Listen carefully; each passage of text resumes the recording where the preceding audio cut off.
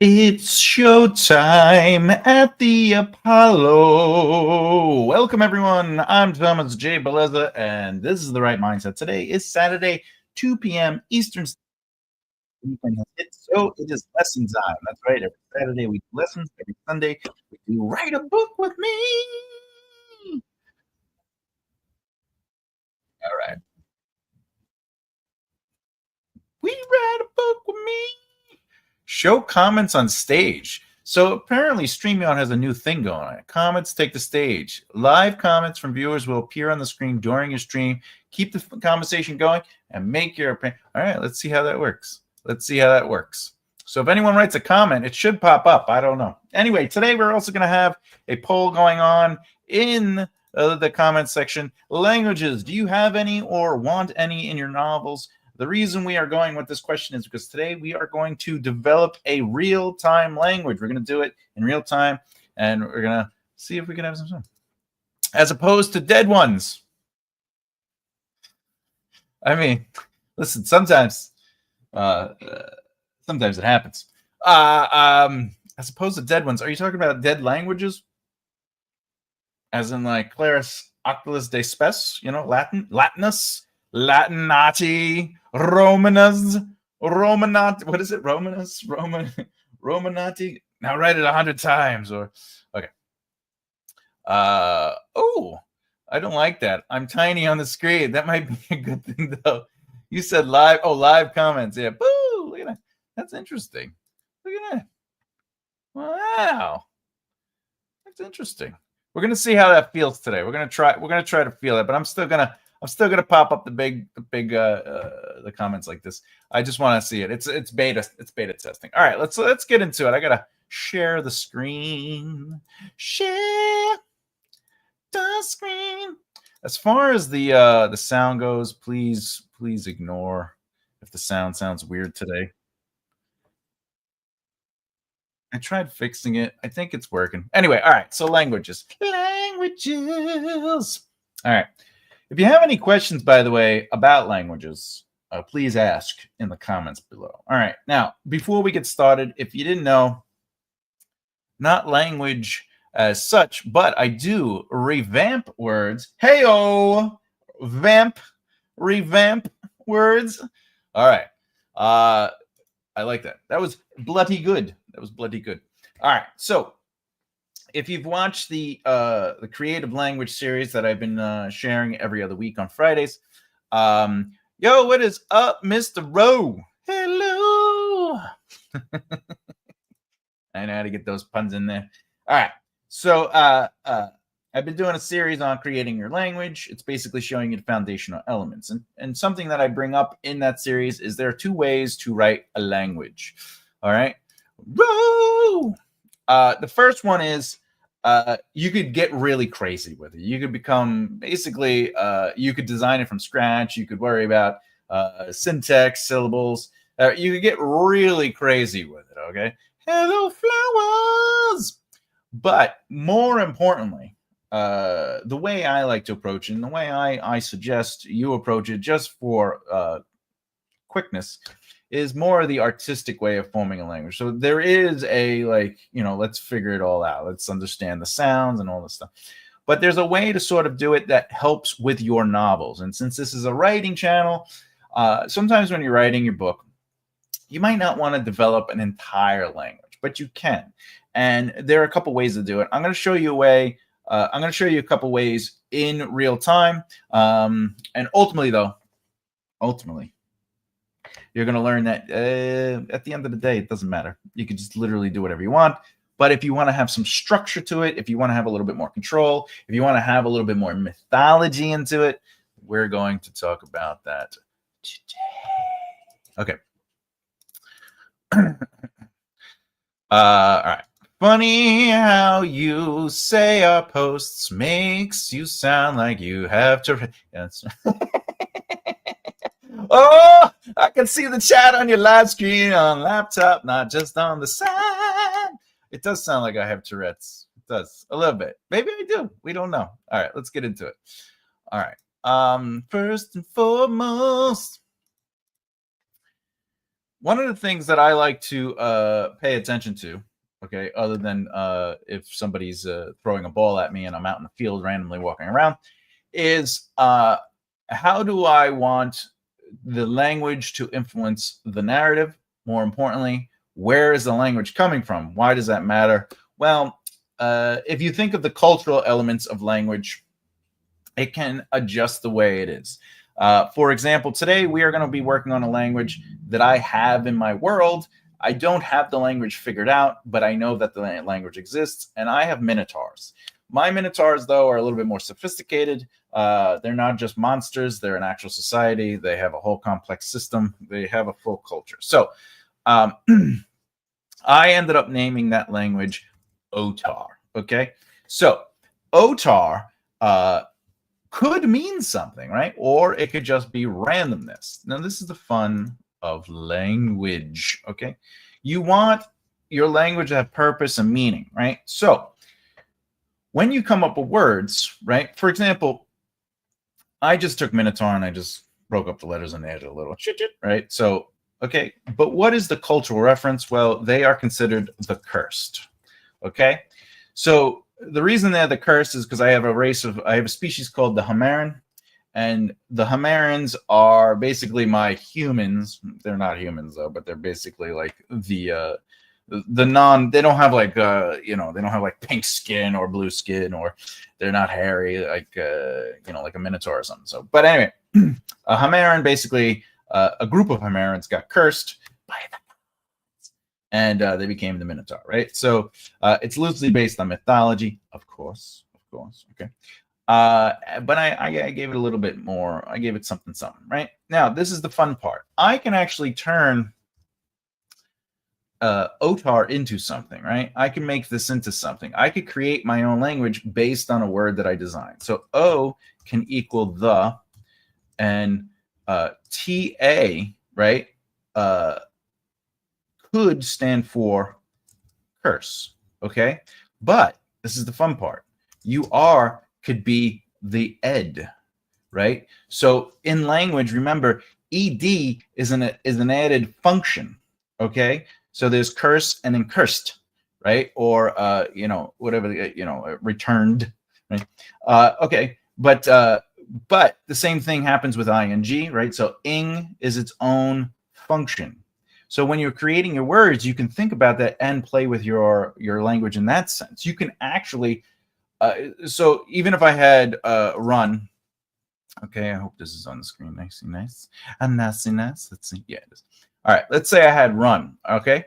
And there's ran and running, right? In the English language. I use the English language as the foundation because it helps me move through it a little quicker. I don't want to have to think about it. Yeah, I could speak Italian. I could say piacere. I could say io sono di Roma, right? I'm from Rome. I'm not from Rome, but tu sei de Landra, flowers. So you could say, I could do that, right? I could use another language and use that as the basis, but I'm choosing to use English. Anyway, ran is a form of past tense. So if I created a word that was, say, for run, this is the thing, you can make it up, right? I can make run tav, right? So anytime somebody says tav, that means run, right?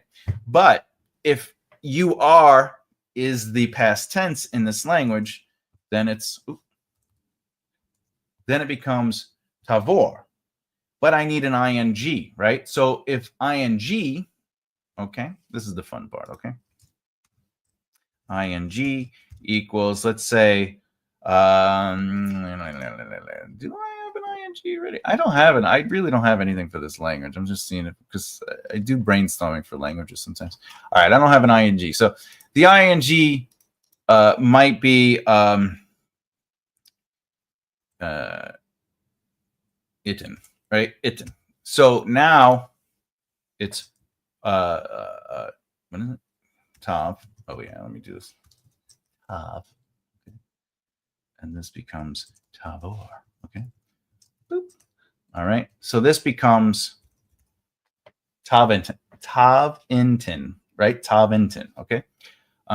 Yes, but you cannot return alphabets, only the soup and cereal. That's right. If you are eating the alphabet soup, you can't give that back because it is swollen. However, I will say the cereal gets soggy, so it falls apart. All right. So in this case, I'm also looking at, and maybe I don't like that, Taventon. Because remember, it's all syllables, so this would be the syllable breakup. Taventon, right?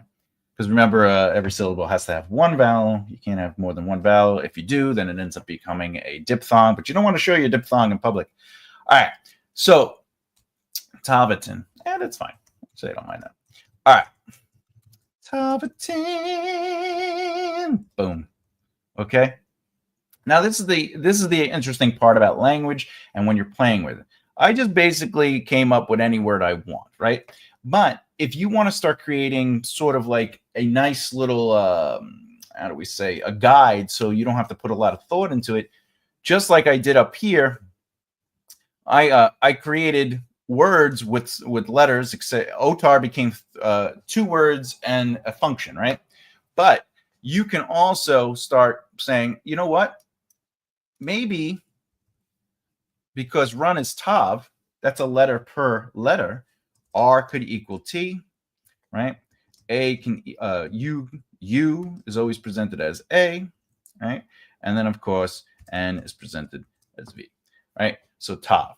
You can do that. There's no rule against you doing that when creating a language. Now, what does that mean? It means every time the letter R shows up, I can make it a T. But that might not always work out for you. You might come up with a word that doesn't really make sense. The secret to real good language making, though, is creating consistency. Okay. And that consistency, I should make this a little small. That consistency. Oh, yeah. It doesn't matter. All right. Yes, that's how I used to do it. Yeah, I think we talked about that. Did we talk about that? I believe it did. But the consistency comes in the ed or the ing, right? Okay, it's things like that that start creating a mythology, right? A lived-in reality to the language when you start seeing functions. O, right, with the little the accent, right? That starts creating consistency. So anytime I see the within this language, O will always appear, unless you can create secondary rules where O equals the, right? Except if the is presented again in the sentence, right? And now it equals, instead of O, maybe it's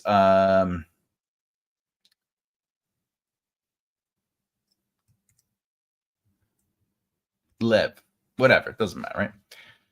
What we got? However, you sometimes wind up with difficult words to say, so be careful. I agree. Yeah, you also got to be careful with the kind of words you come up with. But again, let's be honest, when people are reading, they usually just fly over it. They're just like, you know, it's like seeing a weird name in a book where they're like, you know, Melissa and Christine walked into the bar to meet their friend, blah, blah, blah, blah, blah, blah. Right? But it's just what it's going to be. But what I'm getting at is you're allowed to create rules within your language. You don't have to sit there and just sort of be like, all right, I got to figure out every little thing, you know? The other thing is we just did where we just made up words. We just literally otar, I say it means the cursed, and then I associated these letters with variations of what the words are. Therefore, kind of ta is cursed, whereas is cursed, whereas you are added to ta becomes cursed. Okay, and that creates a rule that I'm going to use for everything else. Now, the other thing that I do is I do create letter rules, right? But I also want to make sure that the language fits the species or the culture. In this case, the Minotaur, right? They're a warrior group. They are sailors because their mouths, right? They don't talk like we do. They don't have the same mouth structure. They don't have the same tongue structure, right? They have they have somewhat of a snout, right? So it changes the way they can use their mouth. One of the things I do in my story is they have like a, like a, like they can use their throat and they create this like war kind of like call, like, and altogether it sounds crazy and scary, right? That's because I'm using the species to create culture, to create unity, and that helps build your world. So it's the same thing with languages. So I'm trying to make their language have a lot of something that doesn't take a lot of vowels, right? Because that I'm thinking about the mouth, right? So they don't use a lot of vowels, right? Yeah, o is a vowel, right? But it's otor, right? It has that, And one of the things that made me think about it is I was like, maybe I could like it's Russian, maybe it has that kind of like harder kind of like dialect to it, right? So tav, right? Tavor, Taventin, right? It's making sense because I'm connecting the language to the culture and I'm not just trying to come up with words, right? So there is a formula to building your language. So right now on the voting, we have 3 votes, right? We have people saying yes, no, and I like to sprinkle them in. I like to sprinkle them in, but there are times when characters are a POV of a character is near other characters and they don't speak that language. So what I do on the page is I'll actually write a sentence or 2 in the other language.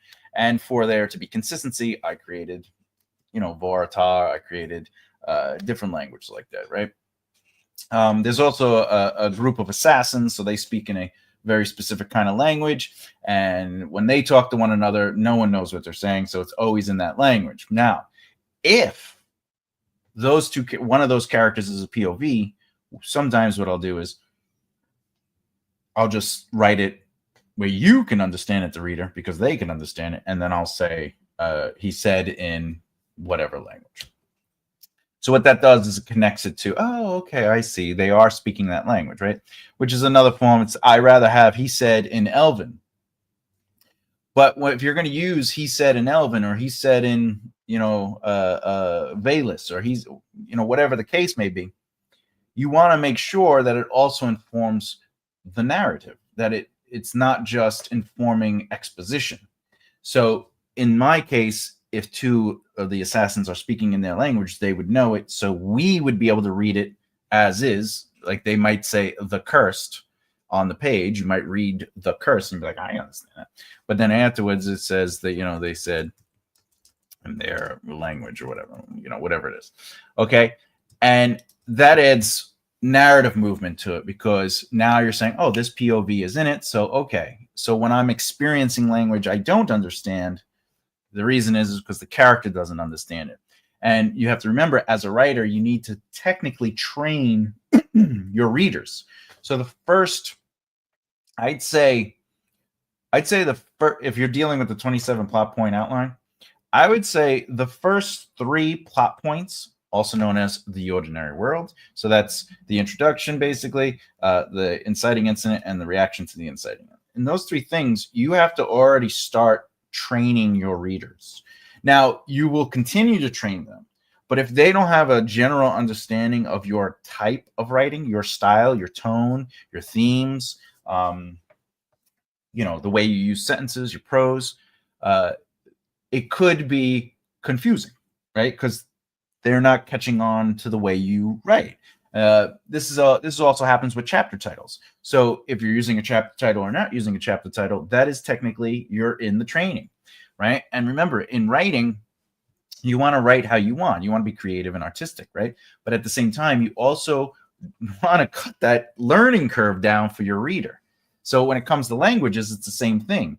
You don't want to put languages into your story where it's so confusing, the curve is so high, you're writing intellectual dribble, whatever. So if you're going to add language and you're going to add any style to your book, you want a nice a learning curve that is quick. You want somebody to be able to go, oh, I get it. All right, I'm not supposed to understand this, so that's why that language is now. I'm just going to skip over that. But you want to show that language is indeed also part of your narrative. So you want to make sure that you're consistent with that. All right. So let's get into it a little bit. Boom. All right. if you haven't seen, I have a file in the. Let me see if it's still there. It's definitely there, right? Yes, there is a language template in the folder. There's a language template in the folder. This should take you right to it. All right. So remember, everything's free here. You don't have to fill out a thing or be like, oh, I got to sign up for something. You could just go to that folder, and there's a bunch of files there that you're more than welcome to jump in, download, and use for your own benefits. But I have a language folder here, and it helps me basically start organizing things. So let's get right into it. When it comes to language, I like to organize it alphabetically. Okay, so the is O, and then what is a syllable? It's All right. Anyway, how do you pronounce it? Boom, just like that. Okay, so O, and O. Now, by the way, I have common version, and then I have like the name of the language here. OTA. All right. You don't have to have a common language.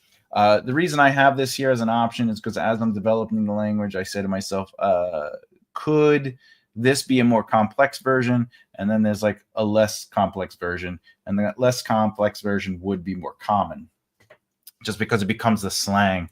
I do this also because maybe, like how in the States, there is a northern dialect and a southern dialect. If you're from Great Britain, and please, anyone from Great Britain, you could please correct me if I'm wrong, but there is a dialect tonality to the voice in Ireland, Scotland, and England. I would even say that there is one in Germany, France, right? They're all very close in that area. Like those countries are very close. For example, if I wanted to go to Texas from New York, it's going to take me at least 3 days. If I wanted to go from, say, I guess Germany to France, it might not take me as long, though I could be wrong. Again, please correct me if I'm wrong. But everything is pretty close in comparison. But you could, or like in China, they all have different languages almost next door to each other in different regions. So you could be like, I'm in this part. It's being like, I'm in New York. And now I'm in Jersey. And there are 2 different languages, right? So I have this column here to have that as an option if I want to change things up for regional dialect or whatever the case may be. Anyway, all right. So let's go up here to C. Let's see if I have curse up here. Curse. All right. I don't. All right, so I made this sheet really easy for anyone who wants to use it. So I go to a blank spot. I put a 1 here because it helps with the count. There's 312 words. Well, when you get it, it'll be 311 words. But all right, so then I write curse. I have ta, right? Is that correct? Let me just double check. Ta.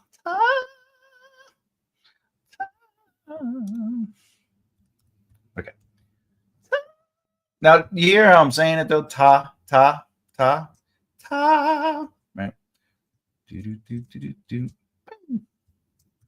Okay. You actually get to create the languages, so the sounds. See, I have a sound. If you can see that, I have a sound option here. So A after a consonant is ah. Boom. The rule has been established. It starts helping creating the sound of your language. It starts helping to create the rules of the language. Okay, so there's that. All right, so since I have this, all I got to do is hit this and hit alphabetical order, and it automatically brings it up into the spot. Boom, perfect. Now you can find it. But we also have run, and run is top. So let's see if run is here. It probably is here. Okay. Run. Tav. Oh, wait. Tav. And it's Tav. Tav. There you go. All right. So now another thing, though, is let's go down here. What other words did I add? I added ran and running. Okay. All right. Let's just see what that is. You are. This one I'm going to have to copy. You are You are. And then this one was.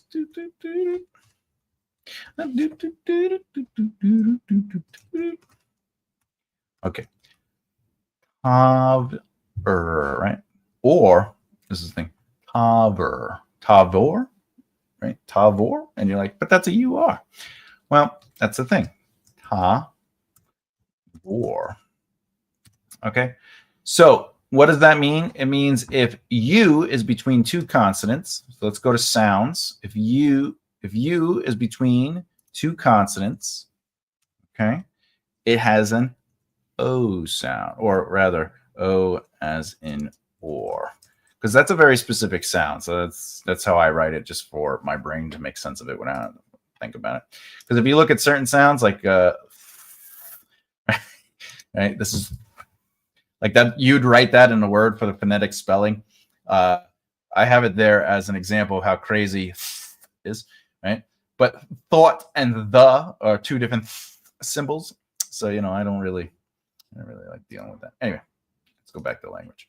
All right, so Tavintin.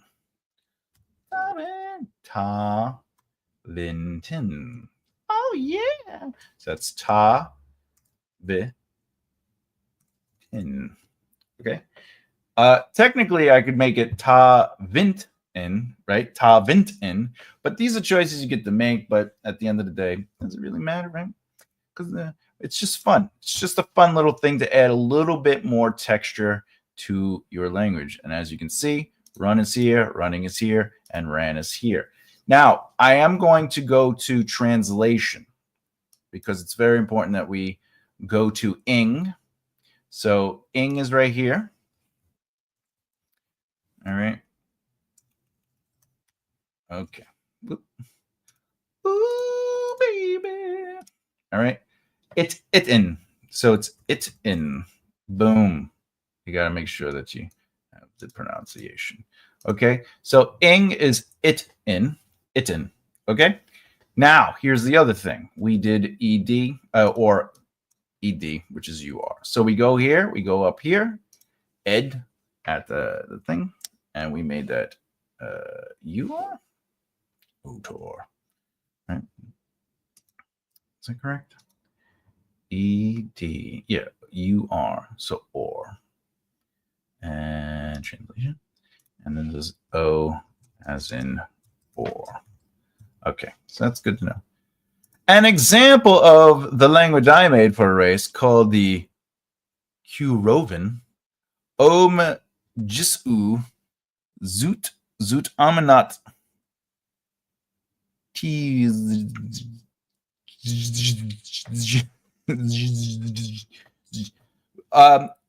Visually, that's interesting. But, you know, my only, remember, you can do anything you want. My only critique is that, remember, syllables, every syllable needs one vowel. So with that said, if there are consonants next to each other, like GS, Jisu, I guess, I think that Jisu, right? Like is easy. OM, Zoot, Tom, Mat. I think that's an I. I can't tell. I don't understand the rules for the capital letters. So that might, the capital letters might be a rule where the sound of the letter is different. I'm assuming, right? But XJ to the U and then the Y, that creates something, right? So yes, this is just trading letters. Oh, I get. Okay, I see what you're doing. But it's still important to establish rules for the sounds themselves. That's why on this sheet, I have the sounds. So you can give letters, including consonants, specific rules and sounds depending on where they are, if they're capital letters and stuff like that. All vowels must be capitalized. Oh, hierarchy in the language. Now, what is the cultural reference to that? Because that's where it starts becoming interesting and not just a rule. Why are vowels all capitalized? Because remember, a language in your narrative is, if it's just a thing, what's the point of it, right? Because everything in your book has to Has to have value, has to have weight, has to be interesting. Otherwise, why spend the word count on it? You only have so many words before you're like, this is going into my budget of the cost of the thing, etc., etc., etc. Yes, there are reasons behind it all. It's alive. I love it.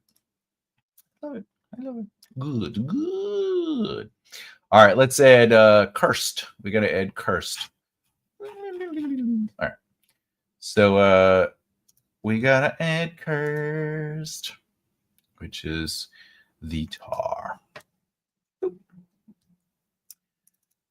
Cursed.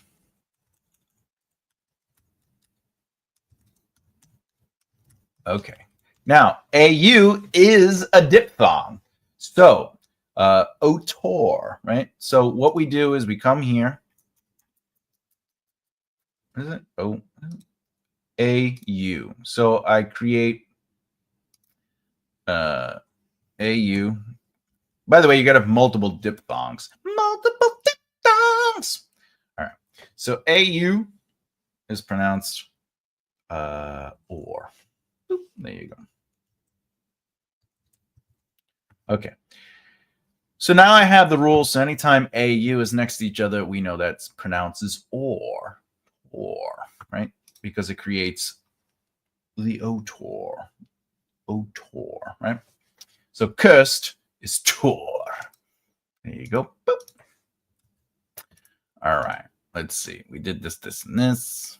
Do I have anything else? Oh, I also want to, I'll show you another little thing that you should keep in mind. You can make, if you don't know already, in Italiano, I'll write this on the screen so you can see it. Piacere means loose, because remember, language is loosely translated. Again, if I say grazie or grazie or gracias, that basically means grace, but it's loosely translated into thank you, just like prego means you're welcome, but it's a loose translation. So this is loosely translated into nice to meet you, or pleasure to meet you, or it's a pleasure to meet you. So if I meet someone and I go, io sono Tommaso, piacere, or I go ciao, or I go salve, io sono Tommaso, piacere, and then you go arrivederci, and then you run away. Okay, piacere means a sentence. Does that mean pia is nice, ace is to, and ri is meet you? No, it just means that this word loosely translates into nice to meet you. So when you're working on your language, you could also create greetings that is a word, but it means that greeting. So, you know, I technically, in Otar, I could say,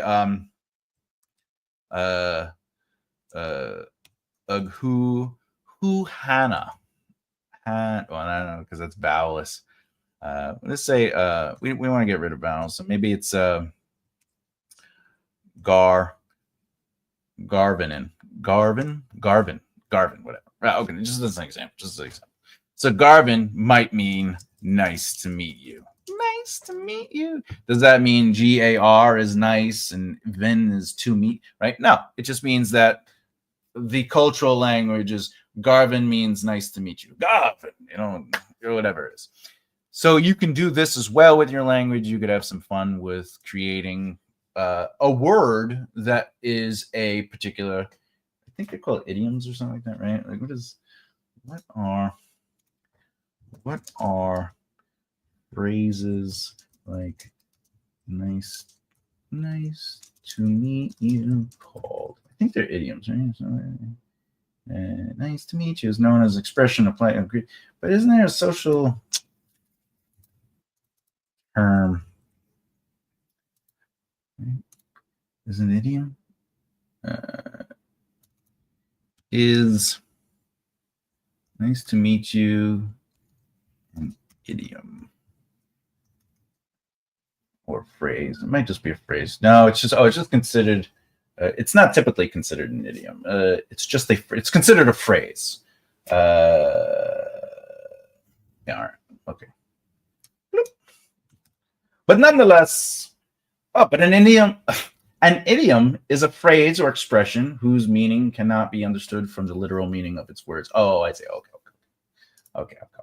Like break the ice. All right. Break a leg. All right. So anyway, with that said, you can create words that mean a phrase in general, though. So nice to meet you, or whatever the case is. Oh, what's this? Translated into manganese. Oh, common English. Okay, manganese. It would read, in the beginning, God created the heavens and the earth. Excellent. So I is O. I is O. And N is M. Ooh. Oh, I see what you did. I see the letter next to it. Oh. So G. Oh, T. G is below it. Oh, I'm learning. S. Oh, I don't know. H. Close to it. I don't know. The S is nowhere near the H. So I'll get there. Anyway, give me a little information. I kind of start putting pieces together. Hey. Anyway. Oh, I got it. Woohoo! All right. So be chatty. All right, let's get rid of that. Garvin, right? Garvin. You know. Right? Okay. So so now what I have on here, I also have the phrases. So I could write Garvin. Okay. Whoops. What is that? 7. Sometimes that happens. Okay. All right.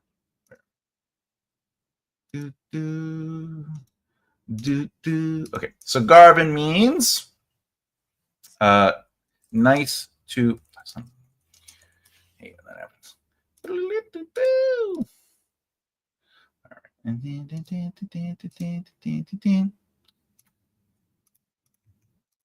Yeah, that was happening. All right. I don't know why it does that though. Let's just do this. Just get it out of the way. We'll fix it all. Okay. Fix it all.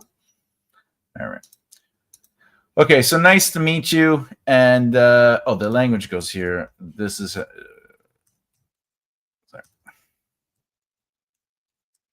So you do this. You put the phrase here, and then you put the word here, and then you. How do you pronounce it?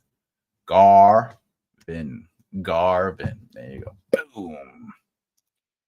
It actually is quite simplistic once you figure out my method. Yours is a lot more creative. Well, I appreciate that. But again, you know, if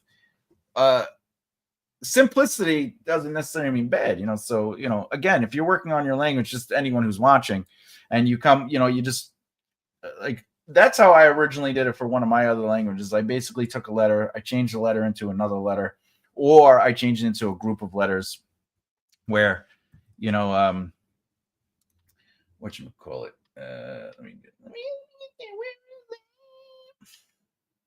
Languages. Okay, so in Valus, okay, when I'm spelling a word or something like that, sometimes I got a little crazy, but anytime you saw CH at the beginning of a word, I would just change it to, right, which is ithial, right? Ithial. So, you know, like champion or whatever. Let me look at a language. Okay. I know this is going to sound like a crazy word, but so this is charm. Okay, so it's ithial, right? And then rem. That's it. So the double R just means that you have to roll the R. So it's rem. So it's ithial rem, right? And it looks like a long word. You don't really need to know how to say it. I'm not teaching you the language, but this is an example of taking ch, which by the way is a function. I don't know, so that's why it's a commonal. It's commonal, like it's like th, right? So ch, right? So ithial. So it's ithial rem, right? So I did that, but a lot of the times it's just me literally just changing. So like all A's equal E. So anytime in like an English, and what does that mean? It means if I spell charm, I have to follow the rules. So CH is ithial, right? And then you're like, well, what's A? Well, A is technically E, so we have the E. Oh, wait. It's actually a comma because the third letter in a word is an apostrophe. Anyway, R's in my world, the translation is an R after a vowel in the English version becomes two R's, which becomes a R. And then M, the rule for M is E apostrophe M, and it makes the sound M. But so it's Ithriel Rem, right? Anyway, not that matters. You're not learning the language. You're not learning the language. But unless you want to Verdurum, you know, you can. But as an example,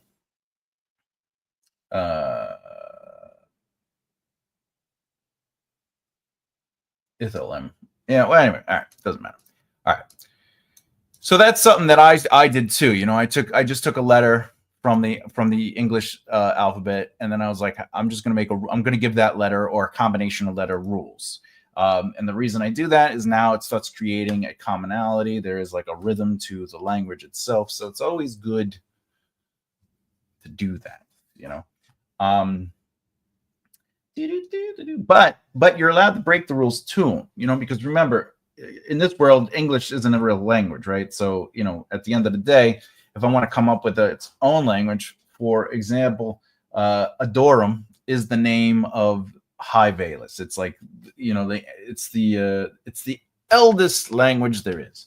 The common version of it, though, is Adorum, right? So common in Valus, High Valus, is Adorum, right? So, and because High Valus is Verdorum. I'm sorry, Verdorum is the High Valus. But in that language, Adorum is common. So what's the common language called? Adorum, right? But I'm not following the rules of what makes C and all that stuff. Oh, what do we got here? Kind of like your Hungarians. Not sure. That's right, Hungarians. Not sure I spelled it right. I have Mongols, Mongolians who speak Mongolese. Yeah, Hungarian. Yeah. And well, they would call the people who speak the other language the Quoven. The Quoven. Yes. Oh, there's more coming. There's more coming. What's this say? In their own language would be. Let's see if I can do that. I guess that's an I, right? So, Kajifum. Kajifum. I got it. Kajifum. What's with these Kajifums? I know I got that. Yeah, see? I love languages. All right. Anyway, what that's it. Let me get rid of this. Blip, blip, blip. Let's get back to some OTAR. Let's do a little bit more OTAR. Let's do a little bit of OTAR. Let's do a little bit of OTAR. Anyway. Let's see.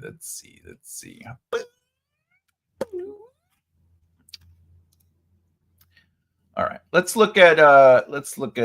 create another word here. Ship. All right. Ship. All right. So S is its own letter, but sh is a function. All right. And then ip, but I think I'm just going to do I and then P. So this would be an example of me just changing the letters. I'm going to do it. All right. So maybe this is GA. And then I would be R and then G. All right. Why? Because that's going to create jarg. Yeah, jargon. Are you a jargon? Okay. Actually, that'd be garg. Garg. Right? Yeah, garg. I believe so. Is that garg? 2, what do you think?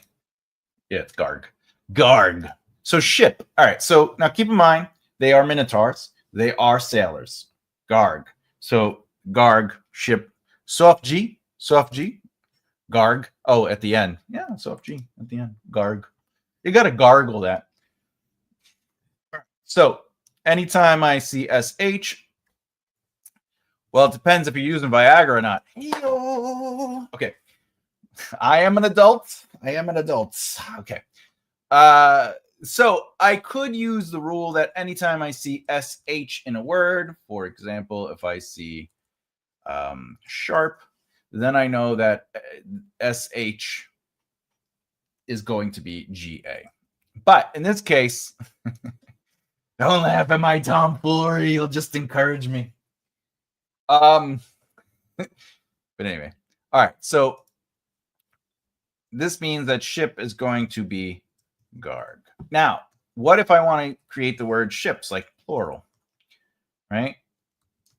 So I have to create, now S isn't the function, plural S is the function. So I'm going to create maybe to give it sort of like a fluidness to it, N. So this is gargan. So gargan. Now you think, Thomas, it's plural. Well, that N becomes plural. So so gargan is plural. All right. So in this case, but also if you notice, there is a commonality. Garvin is nice to meet you. Then gargan. So what is the cultural reference to that? Well, they're sailors, right? And all the and ships are important to them. So ships, greetings, it all comes together because culturally the sounds are similar because sailing is an honor to them. It's part of their culture and their upbringing. So what would be more honorable than being the sound of ship, gar, right? Being associated with, in this case, greetings. Tomfoolery. Yes, yeah, well, I had to slip that in there. Vero. Oh, mucho. Honey. Okay. So, all right. So in this case, we're creating the word ship and ships. We're associating it with the feel and style of a cultural reference, which is nice to meet you, Garvin, right? Okay, it still fits within that style. But if we go here, Tav or Tav, right? Because it's Tav, Tavor, and then Tav, Itten, Tavinton, right? So we have Ta as in cursed, right? We created as curse. So ta, right? Tav.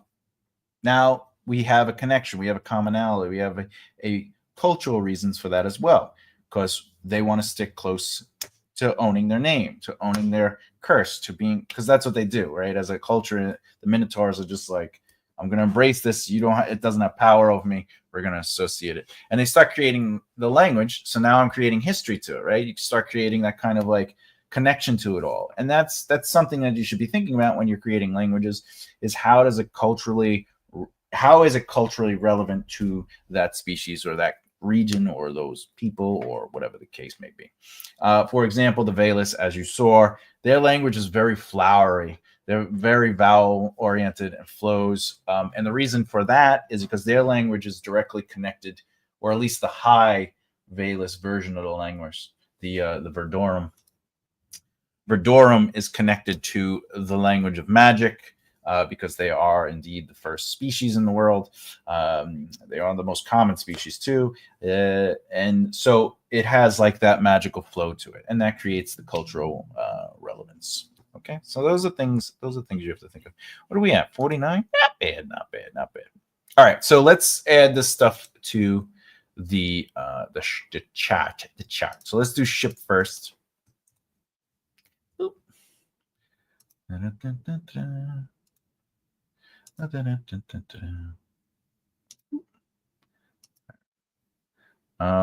I believe, and I could be wrong, but I think I have ship. Oh wait, these are phrases. We don't care about the phrases. I want ships. Give me that ship. Do not have ship here. All right, that's fine. By the way, you can also do this. Oof. If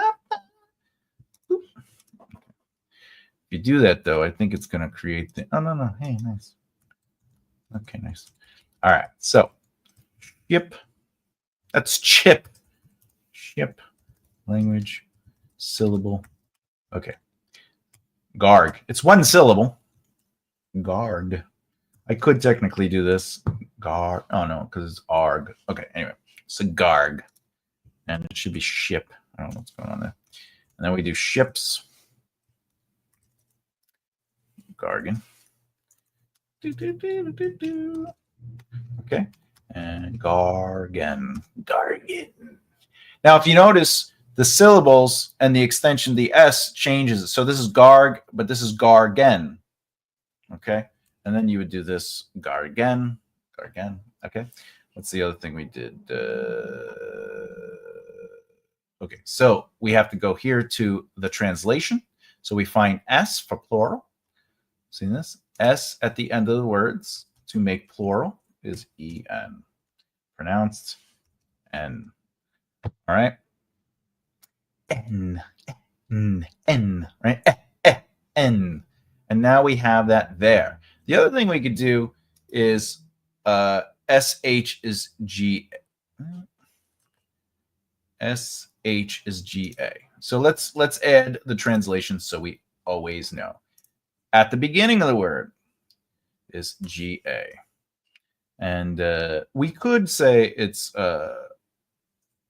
we could create a pronunciation, or we could leave it blank because it might be influenced by the word itself, which we could deal with sounds later. Later. All right. And then what is the other one? I is R. So we go to I as a pronoun. So pronoun would just, that's a different thing than I as the letter. And we say that's R. And then what was the other one? P is G. So then we go to P. We go to P and we create G. So now we created the rules. Again, I don't need to always use those rules, but they are rules so I could sort of get into the flow of creating the languages without really dealing with a lot of craziness. Okay. What do we got? Oh, we got some. Hey, what's up, Hannah Hart? Arg, I'm a pirate and I'm saying I. Just being weird and funny. Hey, that's why, that's all we are here in this channel, where this community is weird and funny, and that's what makes us awesome. All right. Oh, yeah? Come on. You know, you can hang out with me. Cat's here, everyone. The Sadics. Are you allowed to say that? The Sadics. The Sadics, another made-up race of mine, do not have vowels in their language, and their alphabet does not use their alphabet does not use the same letters, so they resemble symbols. So I could address that actually. The physical version of a language can be pretty much whatever you want because they're just symbols. You know, it could be dots, it could be, you know, it could be different variations of hearts. To come here, right? But at the end of the day, you have to think, if there are no vowels, is it just, right? What are you doing? Right? You know, is it just the consonant? So TH, right? But what if it's TG, tig, right? So, you know, creating words that have meaning like that is a complication that is interesting, I think, on paper, especially vocally, to have no vowels. But remember that the vowels, the letters you use to create the sounds, you know, when you're writing on the page, you can't write with the symbols per se. Like, for example, you know, if I made up a language and the language is written out in dots and lines and you know, whatever the case may be, if I'm going to put it into translation so you could phonetically sound it out, you know, it would have to use some sort of a letter variation. So remember, there is a difference between, you know, your real world implementation of it, your real word use of it, versus like putting it in your book. So remember, you know, clarity when it comes to your novels. If you're going to use a language in your narratives, you know, you got to use the letters that are available. You know, you don't have to. You can create a picture of it. Just put it on the page. What? You can come up.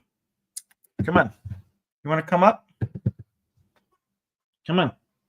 What are you doing? Come on. Come in.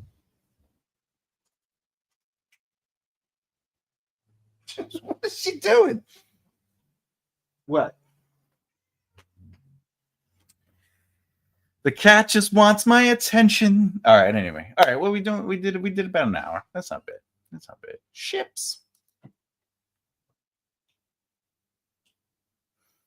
Cats. Cats. Savior of the universe.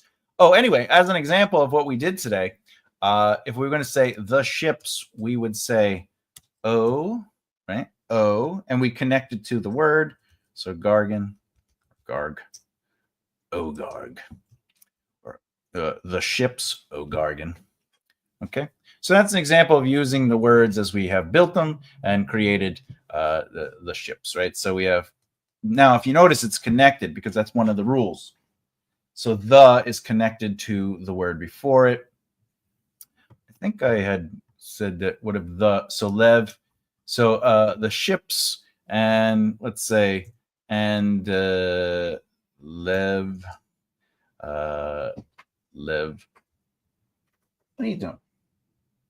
The kitty cat. Let's see. Let's see.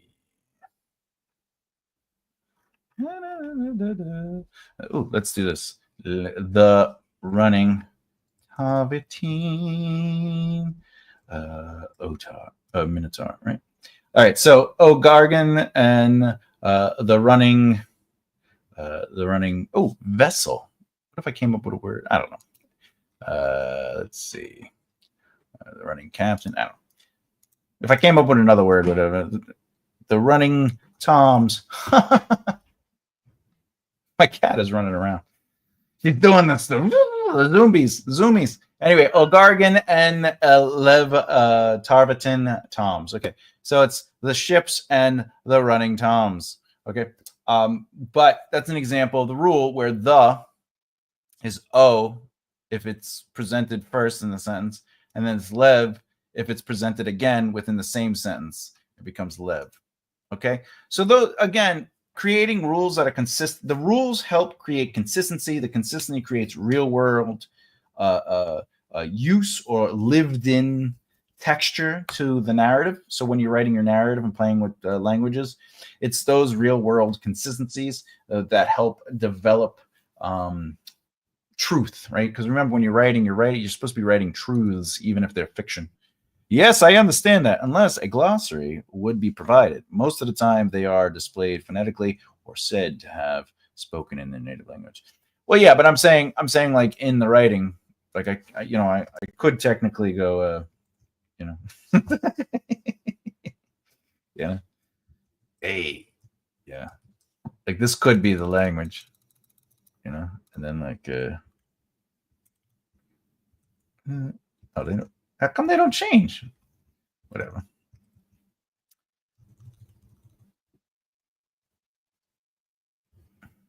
I could do that. Right? Whatever the case may be. All right. And I could be like, that's the language. But like in a book, this would make, this doesn't have a sound, is what I'm saying. Like if I'm reading, unless I say the symbols, smiley face, circle, dot, square with dot, circle, diamond, smile, heart, right? But when you're writing, on the page, like within the context of the narrative, because remember, the clarity element is the more a reader has to think about what they're reading, the less engagement there is, because they're being taken out of the movement and now they have to use their brain.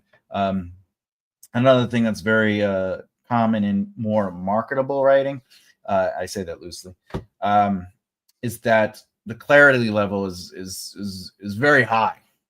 Like there's very little abstract presentation, stuff like that. So that doesn't mean you can't have abstract writing. You can't have lyric, like you can have these things, but the more you lean into lyrical, the more purple prose it becomes, because the less clarity. The more abstract you lean into, the slower the read's going to be. But you remember, the speed at which you read has nothing to do with pace. Pace is the speed at which information is presented to the reader.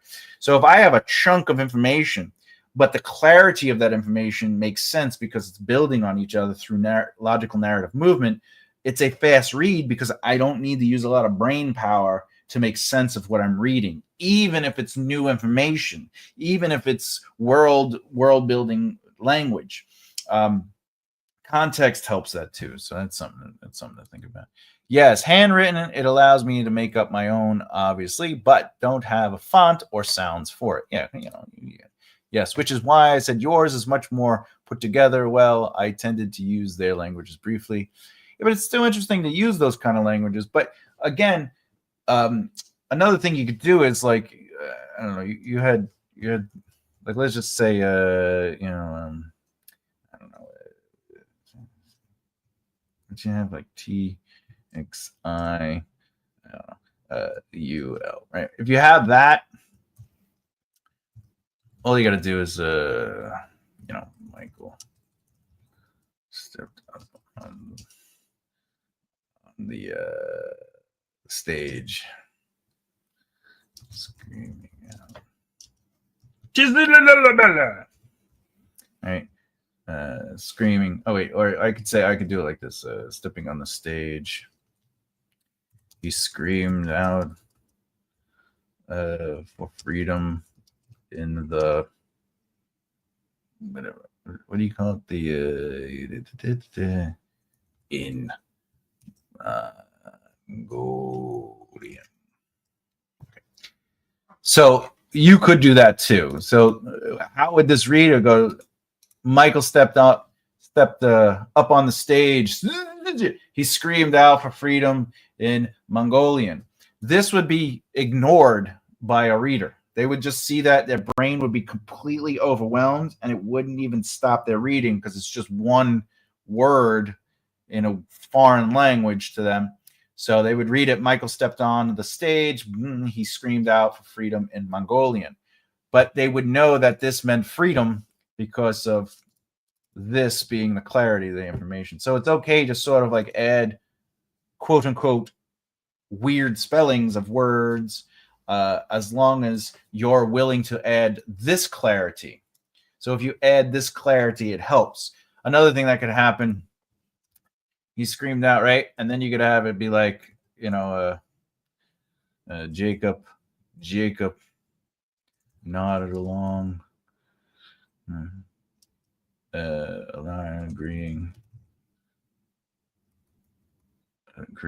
that freedom was needed. All right. But you could also say he said in Mongolian. Okay. And then Jacob nodded along, agreeing that freedom was needed. That also creates context. And now it's like, oh, that meant freedom. Okay, all right. A little thumbs up. Okay, I would skip over it. Even names which are hard to pronounce get abbreviated to their first. Yeah, exactly. That's what I'm saying. Like, we don't really we're not going. Our brains can't acknowledge this because we don't know what it is. It'd be like if it said this, like, what the fuck is that? But as a writer, it's your job to give, if we don't know what the context of this is, then we can't have it. Is a character confused by what they're hearing, so you're not supposed to know it because you're in the POV? That's giving it context. That's giving it purpose. But if it's just writing weird things for weird reasons, it gets confusing. So your job as a writer is to, this is obviously a very simplified and straightforward example. This is really on the nose, but the purpose is that it explains what I just read, so I didn't just read nothing. That's what I'm saying. I usually read in bed anyway, so the brain cell is rather tired by then. Tell me about it. It's a nerd thing, flowers. But like, even if it was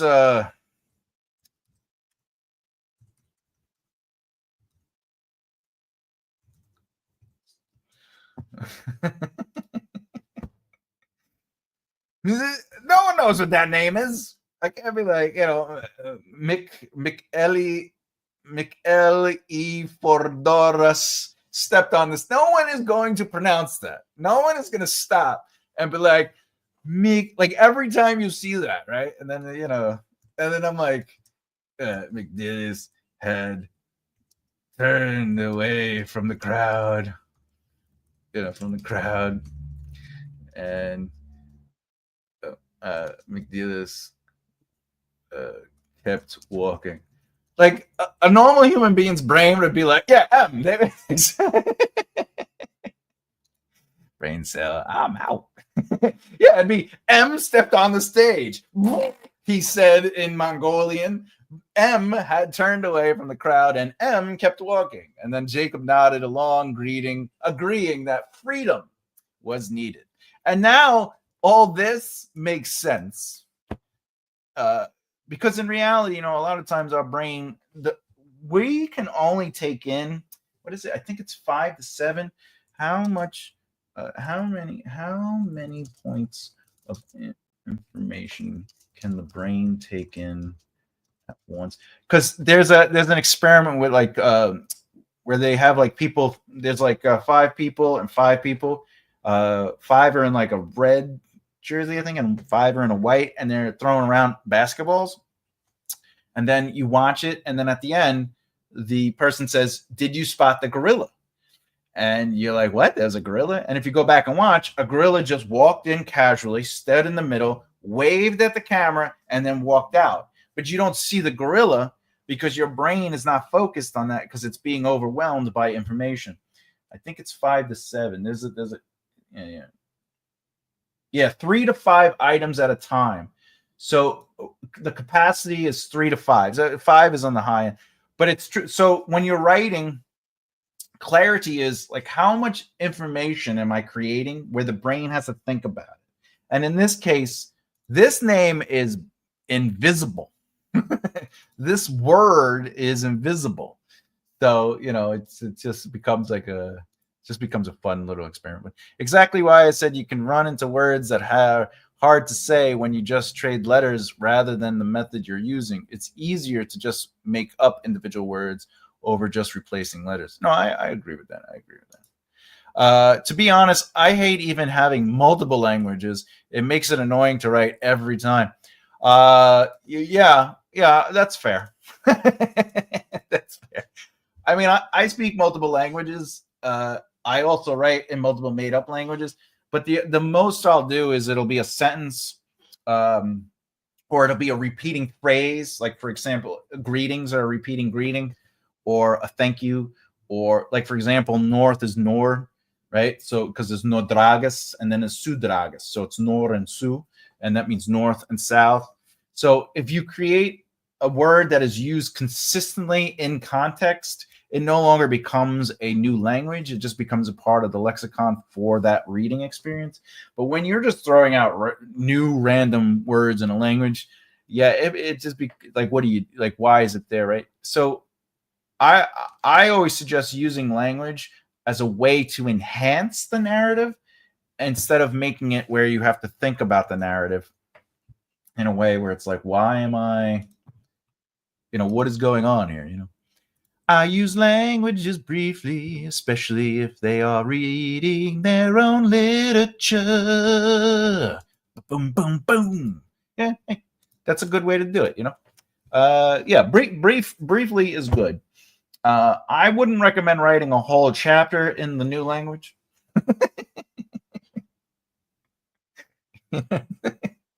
However, now I want to do that. In my fantasy books, though, I will have a thing at the end where it basically tells you the translation of the words. Geez, no. Imagine. It just be next. It's okay if there's one language everyone speaks on top of their other. Yeah, agreed. Like, I enjoy, like, when I worked at a pizzeria. I worked at a pizzeria from 12 to 16. Yeah, because I grew up in a time where you had to go to work. Everyone spoke the Sicilian dialect of Italiano, Italia, and but also there was an Argentinian worker. There was a worker from Mexico, and then one time there was a Peru guy that showed up and worked for a little bit. But I enjoyed those languages are fairly close in structure, but I enjoyed being around sort of like that cornucopia of language play where my boss spoke terrible English. So because he came off the boat, literally. And then he got kicked off the boat for coming off the boat. Anyway, so he only spoke Sicilian Italian.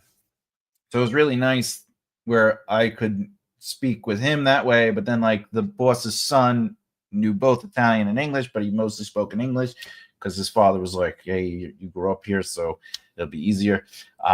So it was like Italian, English, and then like the variations of some sort of Spanish. It was just interesting to sort of have it all kind of like, come at you.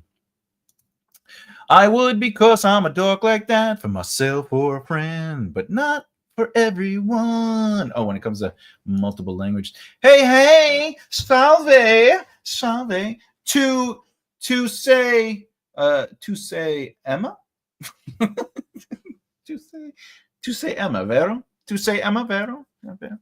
You are Emma? Right. Okay.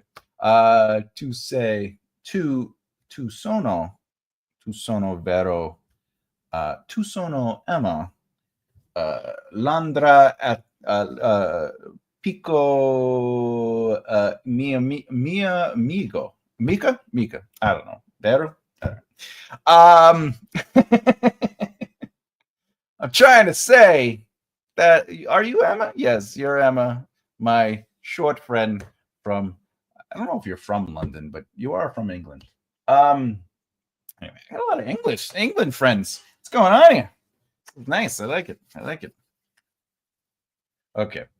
We did an hour. All right. So let's do it. Let's throw the table. The table is yours, everyone. Do you have any questions about writing in general? Do you have questions about language? Do you have questions about what we talked about today? Do you have questions about your own writing? If so, ergo, let's do it.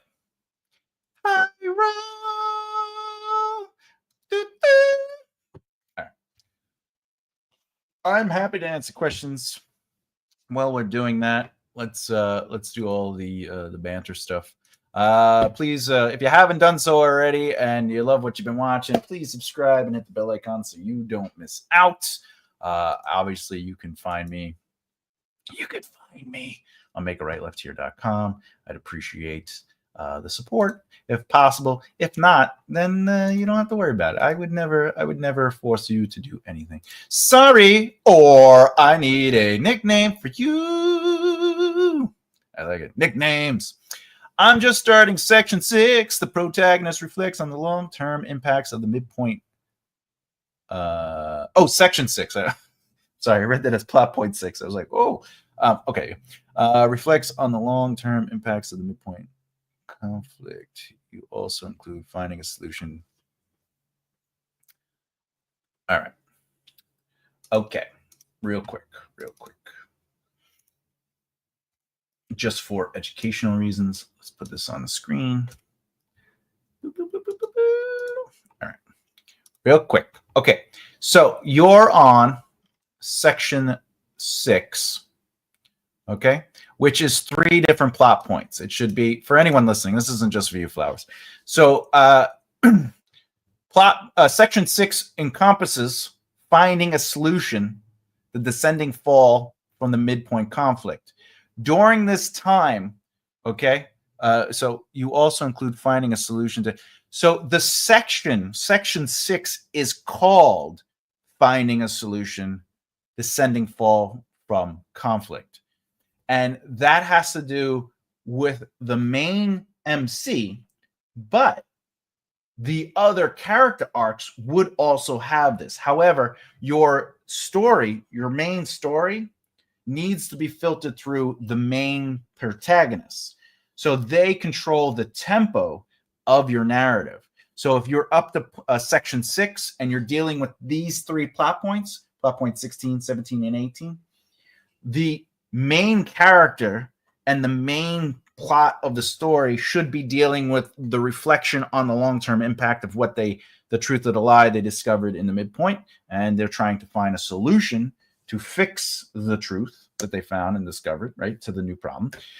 They are going to take action to fix the problem, or at least what they believe is the problem. And then there will be basically a consequence to them taking action, and but they will continue to move forward. Like we might be over our heads, but we're going to keep going. So that is what section 6 is all about. It's all about finding a solution to what has occurred in the midpoint. So section 6 is 3 plot points long. I hope that helps.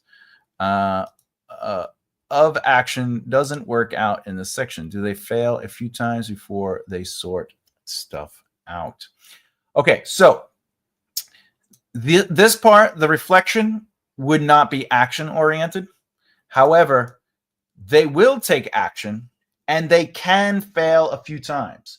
This plot point 17, you could write 3 or 4 chapters that are based on plot point 17, where the first of 4 is them making one bit of action and they fail, so they try to do it again, or try to do something new and they fail in the next chapter, and then the third chapter they try again, they're trying to do something, they fail, and then so forth and so forth. But plot point 18 would be them realizing their plan isn't working and they have to reorganize and decide to do something else, and they're like, all right, I think I have a better plan. So that's usually what that means. All right. I'm going to be using Italian in my next Christmas book. Ooh, I love it. I love it. Use that Italiano. Italiano. I love it. I love it. I love it. I love it. Where are we? By the way, when aren't you thinking of moving to the States though? You're not thinking of moving. I'm thinking of moving to Italy. I'll be honest. I've been really thinking about it. I'm typing too much. My problem is with applying plot points properly. Well, I emailed you a thing on one of the things, but ultimately, when it comes to plot points, when you're dealing with this on the screen, you could deal with sentences to, one simple passage where it just explains sort of like the overall emotional truth of the narrative movement. But at the end of the day, it's just practice, practice, practice. Yes, you're probably responding to the section 6 takes up 3 plot points. 17 is the action. That's you responding to that. Vero, correctamundo. He keeps getting it wrong. Yes, he can keep getting it wrong. That's what I thought. Just checking before I get. Yeah. Again, remember, plot points are just the emotional, and it's the emotional truth of that section. Like, what is emotionally happening? What is physically happening? Like, it just creates that. And I personally try not to do more than 5 chapters for a plot point, unless it is through different POVs. So if I have more than one POV, I might do 7 chapters in a plot point, especially if it's the leading up to the midpoint conflict or it's setting up the ordinary world, because you get a little bit more leeway because you have to set up other characters. But if it's just one POV, I try not to go more than 5 chapters for a character's POV or even the main POV. Because, then you're starting to fall into like, maybe I'm just adding a lot more stuff. A rethink in 19. Yeah, so for anyone who's listening, plot point 19 is what she's talking about, which would be the next section. It will also be considered Act 3. The protagonist faces significantly difficult trials. That is something they have never experienced before. Yeah, so this is them leading. And by the way, this could be emotional. It could be spiritual. It could be physical. Whatever. It doesn't have to be dramatic either. It doesn't have to be like this the aliens showed up. It could be something very personal, but ultimately at the end of the day, 19 would be well, actually, to be fair, 18 would be the rethink. That's where they're rethinking everything. All right, you fixed it. Yeah, correct. Yes. 18 is where they're rethinking what basically they were doing. And then they take action again based on what they're going to do. And it's actually harder than they thought it would be. Whatever the case may be. I want to make a fantasy medieval story. And well, you should. This is the place to do it. Fantasy medieval story. I say go for it.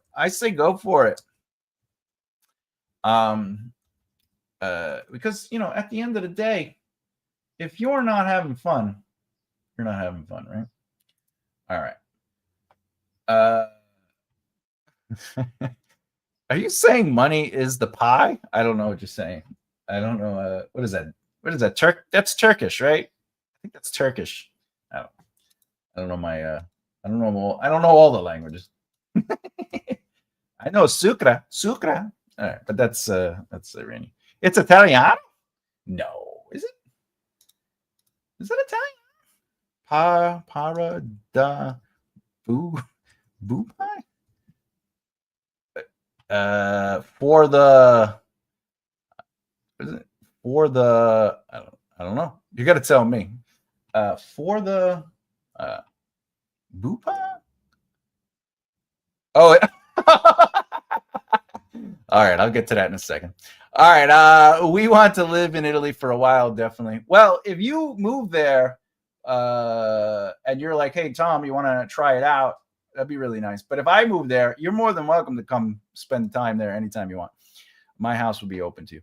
The story would be a growing conflict between Camelot and a darker kingdom which uses dark magic. Even those they don't use the dark magic for evil. One wants to take over Camelot and drown it in fear. And this is this is cool, to unresolved problem between the heads of the two kingdoms. Because once ago, there was a big family coming up. Ooh, I like that. That sounds like a fun story. You should definitely work on that. I would recommend always outlining, but obviously if you're a pantser, go for it. Pants it off and just write it out, but definitely know where you're going. It's Italian.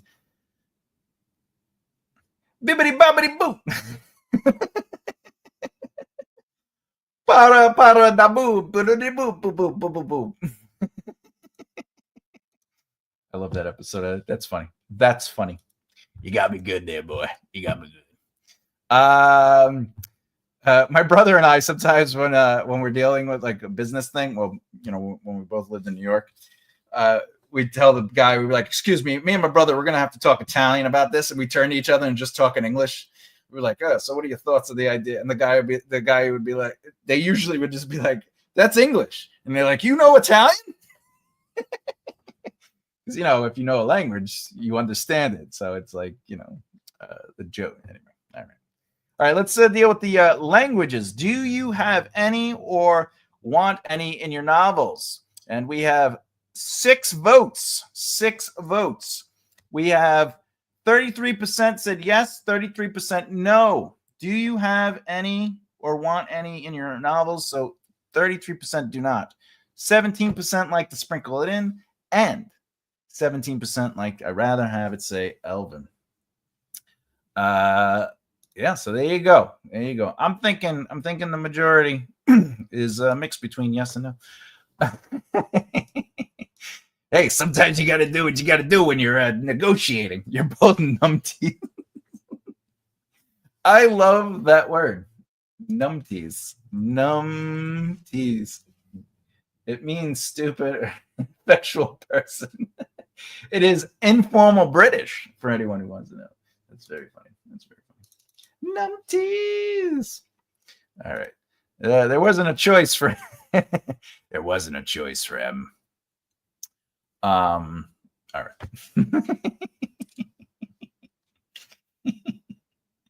Numpties. Put that in my phone. Numpties. Use numpties more often. All right. There we go. Numpties. It's official. What's up, numpty? That's how I'm going to do it. What's up, numpty? Nothing. Nothing's going on, numpty. Numpty. Okay. Where are we? I got a 1-star review because the Spanish wasn't correct in one of my books. They were right. It was Catalan. People are annoying. This is what I tell them. Chi fa? State zitta, aspetta. Right? Zucchero molto grande, tagliami biassa, per favore. That's what you tell me. Chi fa?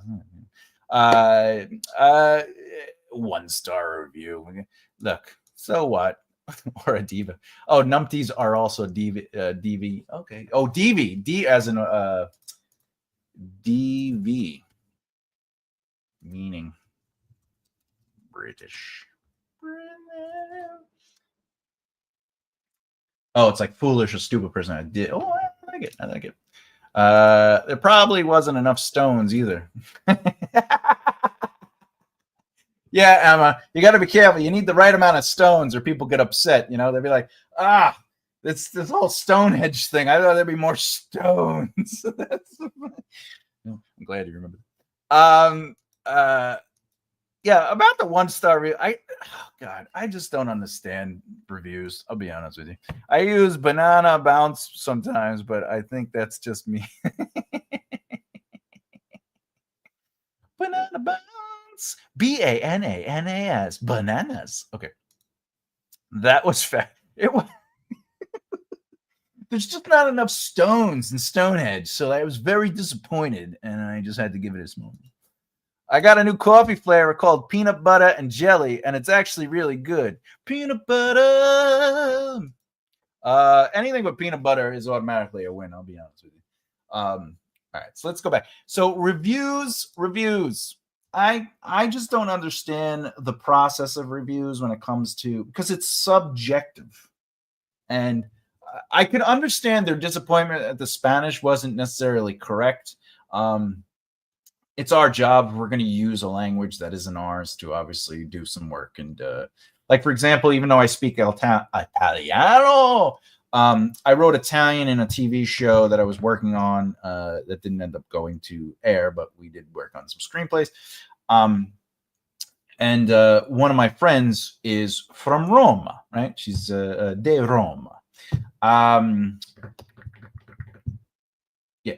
So I had her just look over the Italian. I go, can you make sure it's correct? And she obviously adjusted a couple things. So that's always good. But at the same time, a 1-star review, it's not like the book was written in Spanish, right? Or in one of my books. Was it all in Spanish, or was it like people were speaking Spanish? Because what if, and of course it might not be the case, but what if the characters don't really speak Spanish or kind of know Spanish, or they're from, let's say, Britain, and they are speaking a dialect of Spanish that isn't necessarily correct. It's like a slang of a slang of a slang. Because in Italian, there's different variations of Italian as well. And I know American Italian is not the same as Sicilian or Rome Italian or Northern Italian or even Southern Italian. So it's just ridiculous. People who write reviews, I don't know. I have a big to do with that.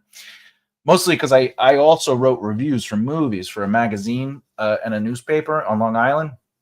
And my my editor would say, listen, just write a positive review. And I go, why? What if it's bad? And they go, they gave you free tickets. And I was like, oh, yes, that makes sense. They go, they're going to continue to give us free tickets. So just write it. So what we ended up doing is, instead of a positive and negative review, we gave a review of what we saw. And that changed my opinions on reviews forever. So even when I was in music and people would be like, I didn't like this music, that's just subjective opinion. Because me not liking a movie was subjective, because there are things that I specifically want in a film. So it would be irresponsible of me to ultimately say it was a poor film. So just what is the film about, and did it do that job? So I don't know. I have a weird relationship with reviews. I know another word, but that would be bad word. You and the bad words. I make it clear it's Catalan. I'm saying that terrible. Catalan? Catalan? How do you say it? Catalan. It's a romance. How come I can't say it? My brain is not. It's my dyslexia taking over. Catalana. Catalana. Yeah, as long as Catalanian. As long as like you know what? Again, maybe they're like they don't know what Catalanian is, so like they're just like, it's the wrong. They use the wrong kind of Spanish. You know, in Mexico we use this, and it's like, come on. Yes, apparently Quebec French is it is very different. When I toured the Quebec and the Montreal, the French is different. It is because one of the people that was with us speaks French, and they were like, "What? What?" Because also they're from Madagascar. They grew up in America, but they're from Madagascar. And Madagascar has, according to her, a touch of French, but it is not a French language. But she also learned French because she has family from France. And anyway, so yes, that is correct. I have experienced the variation of language. I did some book reviews for pay for a little while. One guy kept switching the pronouns for his characters with no logical reason for doing so. Again, that is an objective variation of poor writing if you're not keeping track of not only the pronouns but things like, for example, R.R. Martin changes the sex of Bran's horse. There's a lot of controversy on that in the writing world as a joke, because they're like, you're writing at a professional level, and sometimes he's writing a mare and sometimes he is not. But at the end of the day, is the pronoun switching so bad that it pulls you completely out of the narrative? That's when it becomes, I couldn't enjoy this. I couldn't focus on it. But at the same time, like, well, you're getting paid to write the review. Like, I always tell people, if you didn't like it, just don't write the review, because it's just one less review, which is almost as bad as, I don't know. We do like free stuff. Yeah, right? You know, if you're going to give me a free ticket to go see a movie. I didn't know that about the horse. Oh, with the R.R. Martin? Yeah. Right? Yeah, what is it? R.R. Martin and the sex changing of Bran's horse. Right? Yeah, he forgets. I have a horse that changes sex. He explains that it's not magical. It just so happens he forgets. It got to the point where he had to hire somebody to be sort of like a continuity person. So he doesn't know. There's so much in his world that he doesn't know. He can't remember the information. Plus, he's like 1,000 years old. So he has people that he calls up and goes, the other thing is eye color. Yeah, character eye color. He was talking about that. So he has to call people like, whose eye color is blah, blah, blah, or what? And they kind of like give him some. The horse community is offended. Nay. That's what they say. They go, nay, get it corrected, get out. Anyway, so it wasn't deliberately done. I was wondering if it was magical. It wasn't magical. It was definitely not deliberately done. He's just messing up occasionally. The horse might mind. The horse definitely minds. The horse is like, hey, I was peeing standing up. Next thing I know, I'm still peeing standing up, because they're horses. All right. Eye color. I always write it down. You have to write it down, right? You have to be like, in fact, I have a sheet, which you've all seen the sheet. I have a sheet that has my characters, and every time I add something to the character, I add it to the sheet, which is like, the sheet could be alphabetical order, it could be like whatever. So I know what kind of equipment they have. I know their height. I know their skin tone. I know their sexual orientation. I know every little aspect about them. And I don't know this stuff, by the way, when I start writing. It's when I start writing, I start developing who the characters are through the experience. So I have to slowly build it up. Yeah, you need a sheet. An Excel sheet is a good way. Yes, I have to, as my brain cell is but one. That's the thing. Like, our job as writers shouldn't be going, oh, what color were the eyes again? Like I have the sheet so I don't have to think about that. Because in reality, you should be thinking about getting the story out, and then the immersion, and then, or the emotion actually, and then immersion. So it's plot, emotion, immersion, build on layers. But ultimately, like the little fine details, like to make sure you get that right, you shut the brain off by having it as a piece of paper, Nay, that's great. Thank you. Peace standing up. Either way, I guess that's right. They both peace standing up. I always forget my character surnames. What about their ma'am names? Surname, Marin. Okay, that one. Yeah, that's the other thing. Like, I have my characters. I have so much detail saved that I could pretty much release like a history book on my epic fantasy world, and it's just you like my stupid jokes. You do. I know it's true. I know it's true. What time is it? Oh, doing pretty good. It's only 3:30. It's 3:30. Wow. Time is it over there? Let's see. 5 hours difference, right? So it's 8:30. Emma Flowers, what is it, 8:30 over by you right now? Is it 5 hours? It's a 5-hour difference. It's 5 hours. I suppose I quite like them. If you didn't, you wouldn't be my friend. You'd be like, I can't take this person anymore. We're gonna have to cut them out. It is, it's a 5-hour difference. Yes. I know.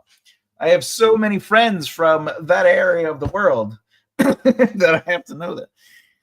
Because, you don't want to text somebody at 2 a.m, even though it's clearly not 2 a.m. here. All right. Anything else? What else is going on? Let's see. We did the website. We did the please subscribe, right? I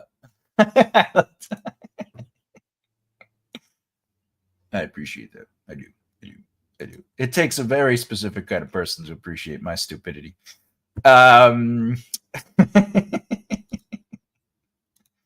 Isn't everyone's phone on silent nowadays? Well, that's a good question. I like this is a little personal, but I was dating a girl, a woman. I was dating a woman, and she had anxiety, and every single time. Now, remember, before I start, I was heavily in the entertainment industry. I was a producer. I was a writer. I owned a theater. So at any given point in the day, it's either client, it's either a studio, it's either somebody of note, it's whatever I have to put out fires. So my phone goes off often, especially during this time. But every single beep or ding, I had to explain who they were. At one point, I said to her, I think we should break up because you don't trust me at all. Like there is I first of all, I can only appease you so much and then explain to you that nothing is happening. But if you feel that way, like I implore you to go away. No hard feelings. I'll consider you a friend still, and I don't want you to have this stress because it is also very stressful to me that every time the phone rings or beeps or whatever, I either have to have it near you so you could read it or whatever the case may be. It doesn't make any sense. That's uncomfortable. And anyway, it got to the point where I just put it on silence. And my aunt, who was basically my second mother, she raised me with my mother. My mother was she passed away a couple of years ago, but my aunt and my mother, in the Italian family, it was everyone's very close. So basically, she raised me. Anyway, so my aunt was dying. She had brain cancer and lung cancer, and I was 10 minutes from her house, but I was hanging out at a friend's house. I knew she was sick, and they were saying that she probably has a month left. Anyway, I had my phone on the silence, and I also, so I had the phone on silence, and they called me to say, "Hey, listen, we're gonna we're gonna take her off the machines, and we're gonna say goodbye." They left a message, and I missed it, so I couldn't go say goodbye. I could have easily got there, and afterwards, from that point on, I just left my phone always on. So I don't put it on silence ever, unless of course I'm in the theater. But I always have it so like if I see a call from a number. But yeah, so I actually my OCD makes it so I can't put it on silence because I get, my brain is like, I don't want to miss that. Not that like my family, all my family of note is pretty much gone except for my brother. So yeah. So silence is not a part of the equation, unfortunately. But yeah, horrible story. But now I pick and choose wisely. All right, it's 12:37, and oh yeah, because you're 3 hours behind. You're 3 hours behind, or I should say 3 hours difference. Someone has to ATR. What is ATR? ATR. I keep mine on silent vibrate. That's what she said. Oh my, yeah. It was yeah. Oh, fun fact though.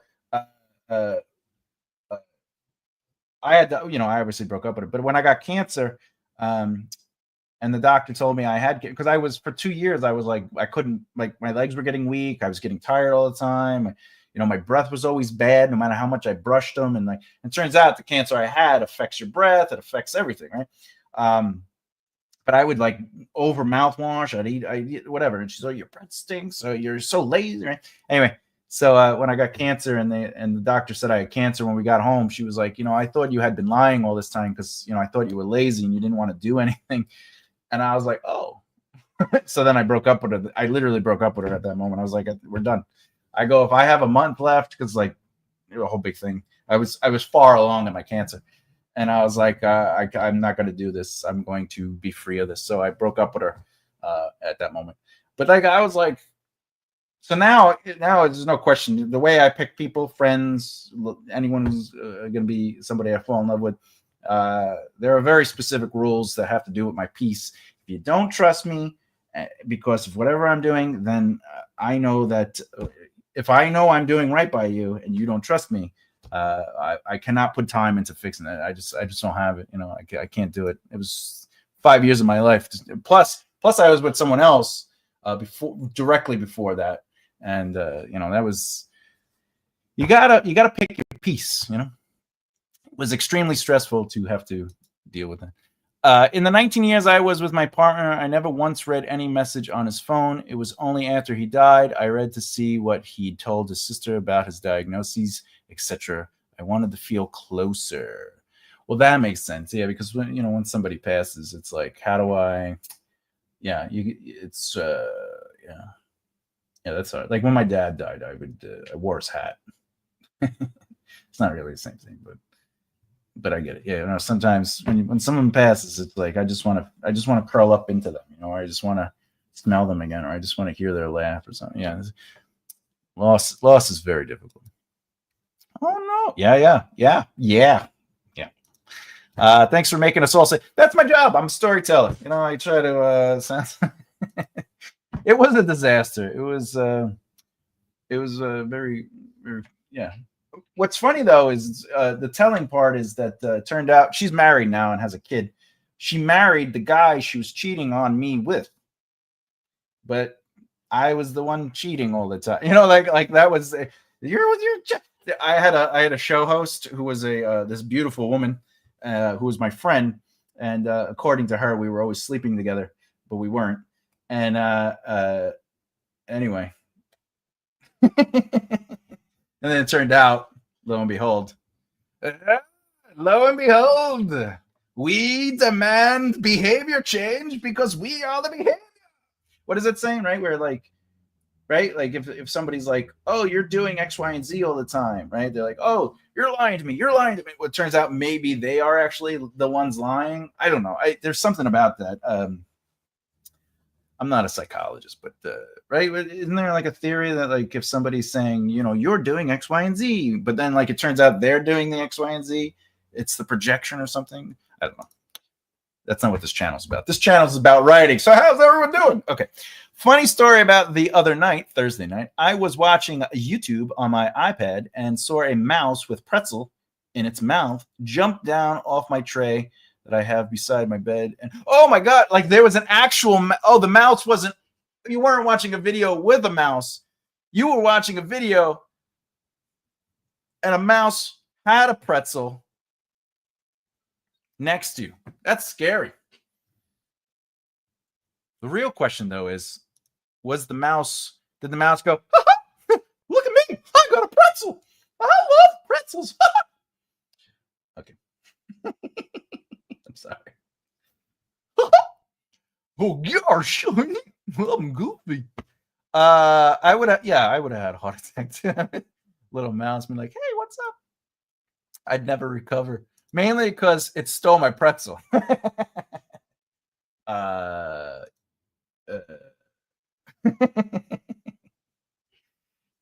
You know, I don't mind the mouse so much, but the theft is where I draw the line. we have bald mice like that from time to time, and our cat is like, yep, there goes a mouse. So the cat's not doing their job. They're just going, I see the mouse, but I'm not running after the mouse. I want the mouse. Meow, meow, meow. Anyway.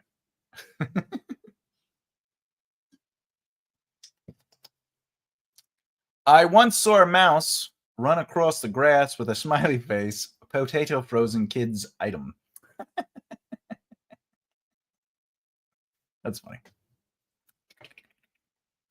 Don't know if you have smiley faces in America. Well, you know, nowadays no one smiles because of the president, but the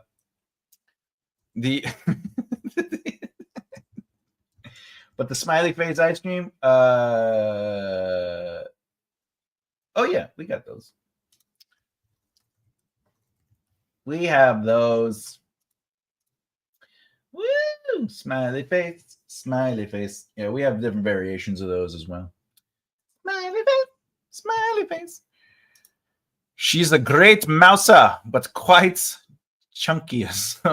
Chunkus. Smiley face. You are a smiley face. You have that big smile. I love your smile. You have a great smile, Emma. It was hilarious to see the face moving across the grass. Just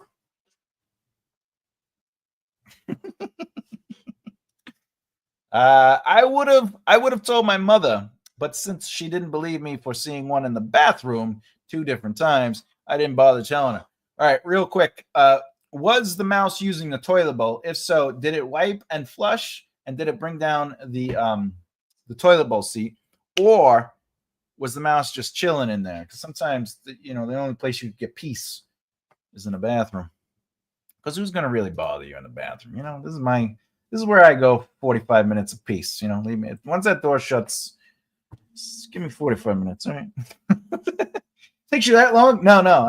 It's 40 minutes of me just sitting there contemplating life and reason. It was probably cleaning its whiskers.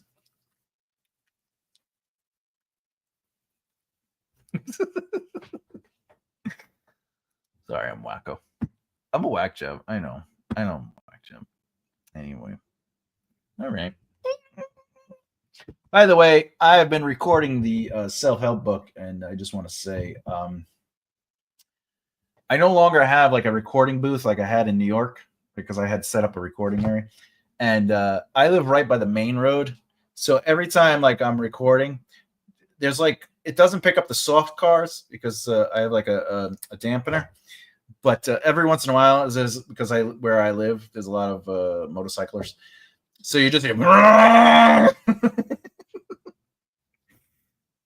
So I'm constantly like stopping, deleting, do it again. And I'm like, this is good.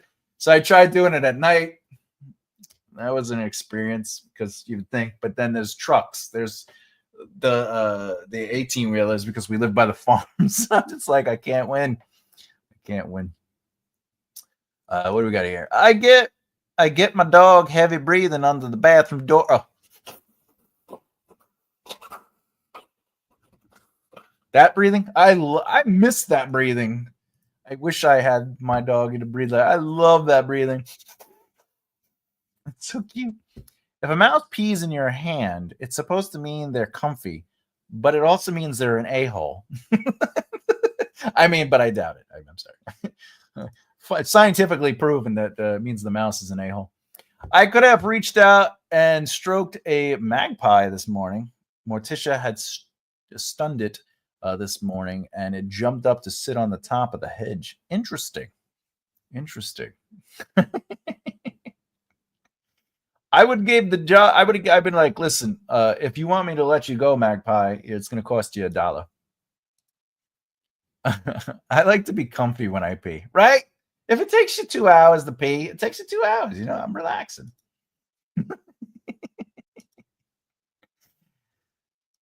Yes, life with pets is fantastic. The magpie was fine. It flew off after a few minutes. Well, that's good. Did it come back though and do a song and dance? Hello, my baby. Hello, my darling. Hello, my sweet time girl. Okay. I'll check, please. All right. All right. I guess that's it. Let me get a little bit more sip of my Chepsy. That was tasty. Anything new going on? How's the writing going on? And everyone, I know, Emma, don't you have a book coming out? Because you like release a book every month. You sing that to dogs when I come home. Hello, my darling. Hello, my. Did I go? That was rough.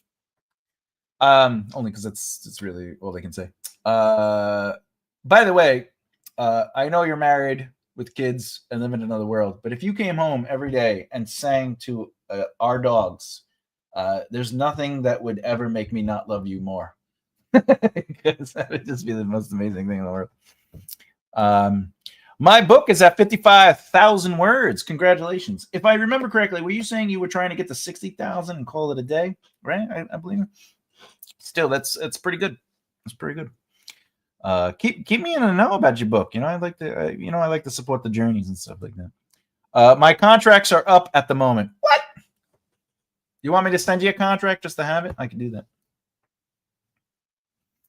I'm at 71K. Wow, congratulations. Are you going for a number, Flowers, or are you writing until you feel the narrative is done? I'd really love to know that answer. Neither way is good or right or wrong. I'm just curious about your method. That's all. Yeah, but I think I'll leave it at 55K. Is it 55K? I'm done with it, and this is the first draft, or is it 55? Is it 55K and I'm done with it? Or is it 55K and this is your first draft or second or third? Have you been doing work on it is what I'm saying. But it ends, hello, my good time dog. I was aiming for 90,000, but it's looking like it will be more. Excellent. All right, we'll see where it goes.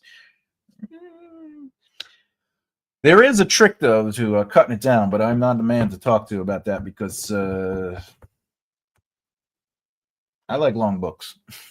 It's third draft. Oh, great. Third draft. Excellent.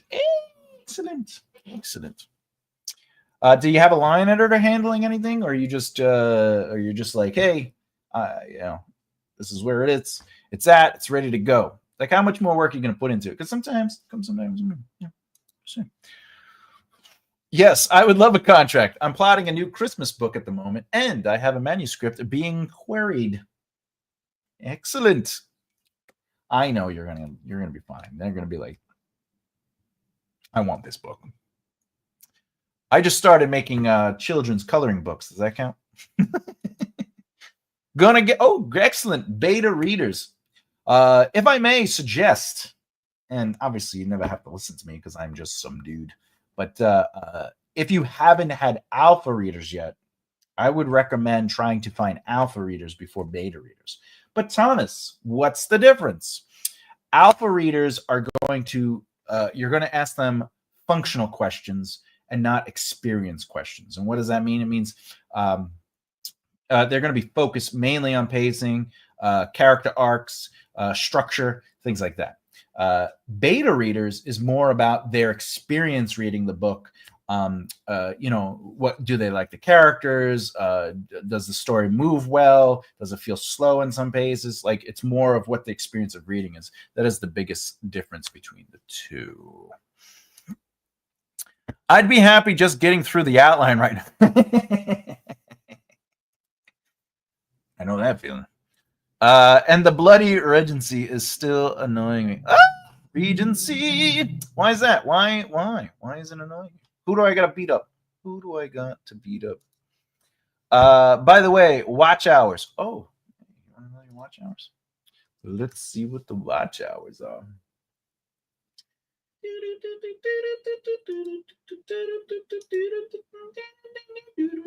Ooh!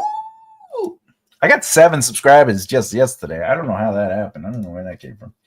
All right, let's see. Oh, real time.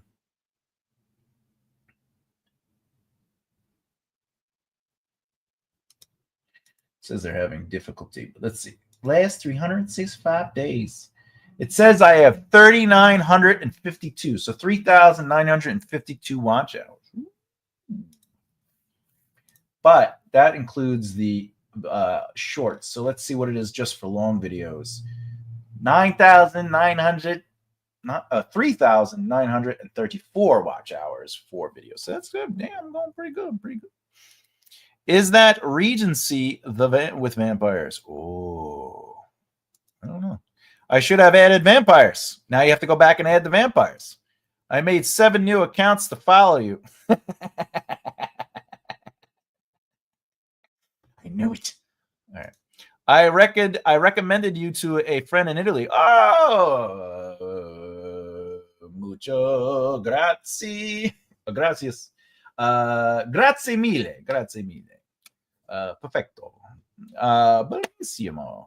Thank you, Flowers. I really appreciate that. That is fucking amazing. She's probably like, he don't speak Italian. No, Emma. Oh, yeah, that's 7 new accounts. So close. Everyone gets Thomas videos running in the background, right? I'm just saying. Well, you don't even have to run the video. All you got to do is just hit that share button and then just share it on, your YouTube wall or on your Facebook or on your threads or whatever. And that is more beneficial than but honestly, everything everyone's been doing, the support, the watching these videos, the everything has just been, it's meant so much to me. And it's definitely helped this channel grow. And honestly, I say it often. Yeah, I provide information, but it doesn't mean anything unless others are connecting to it and we are engaging with one another and we are connecting and becoming a community. And it's that community that actually means the most to me. It's all about building friends and stuff like that. Uh-oh, I almost forgot. I told my niece about you yesterday. Hopefully she'll check your channel out soon. Hopefully. It is a kid-friendly channel-ish. I don't know if she's probably is it kids? I don't know. I do say some stupid stuff on here, I'll be honest.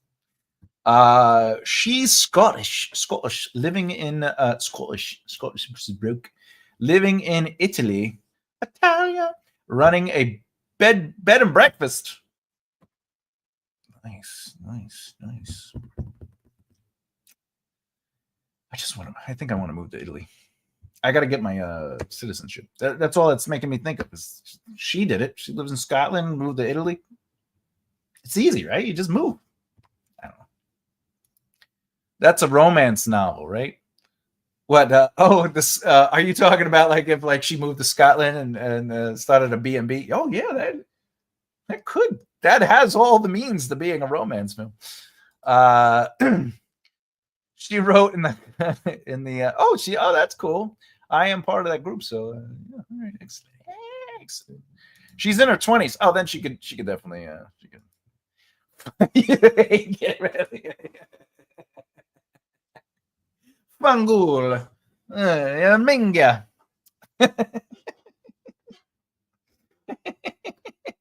So, you ain't kid friendly anymore.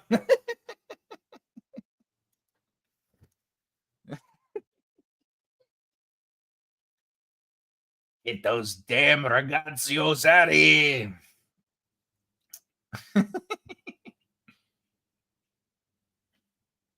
That's so funny. That made me laugh. I needed that. I've never been kid friendly. Someone asked me once, why didn't you have children? They would change your life. I go, listen, every single person that has told me to have children, it's the greatest gift ever. Definitely don't have great lives. It's possible. But I'll be honest. In America, in New York, they're broke. They don't sleep, especially with newborns. They don't hang out with anyone anymore because they can't. Their careers went down the drain because they were trying to establish a career. But if they were in a career, they still have the career. But if they're like, I want to be an actor, and I'm like, I just don't want that. However, if I think it's great when people do have kids, but don't throw that on me. Don't try to trick me. That's why I have more tissue. Yeah, exactly. Give me a pet. You know what I'm saying? Even though, to be honest, a pet only lives like 10 to 15 years, and it's like, oh, I still think about when my dog passed away, and I was told the other day by my lady, she was like, "You cried so hard." I was like, "I don't think he'll cry that hard for me." And I was like, "Listen, that is the closest I have ever come to owning a child, and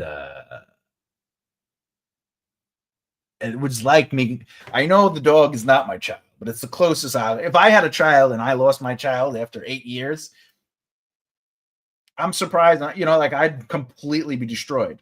And it was like I was trying to. It's not the same as losing like a partner.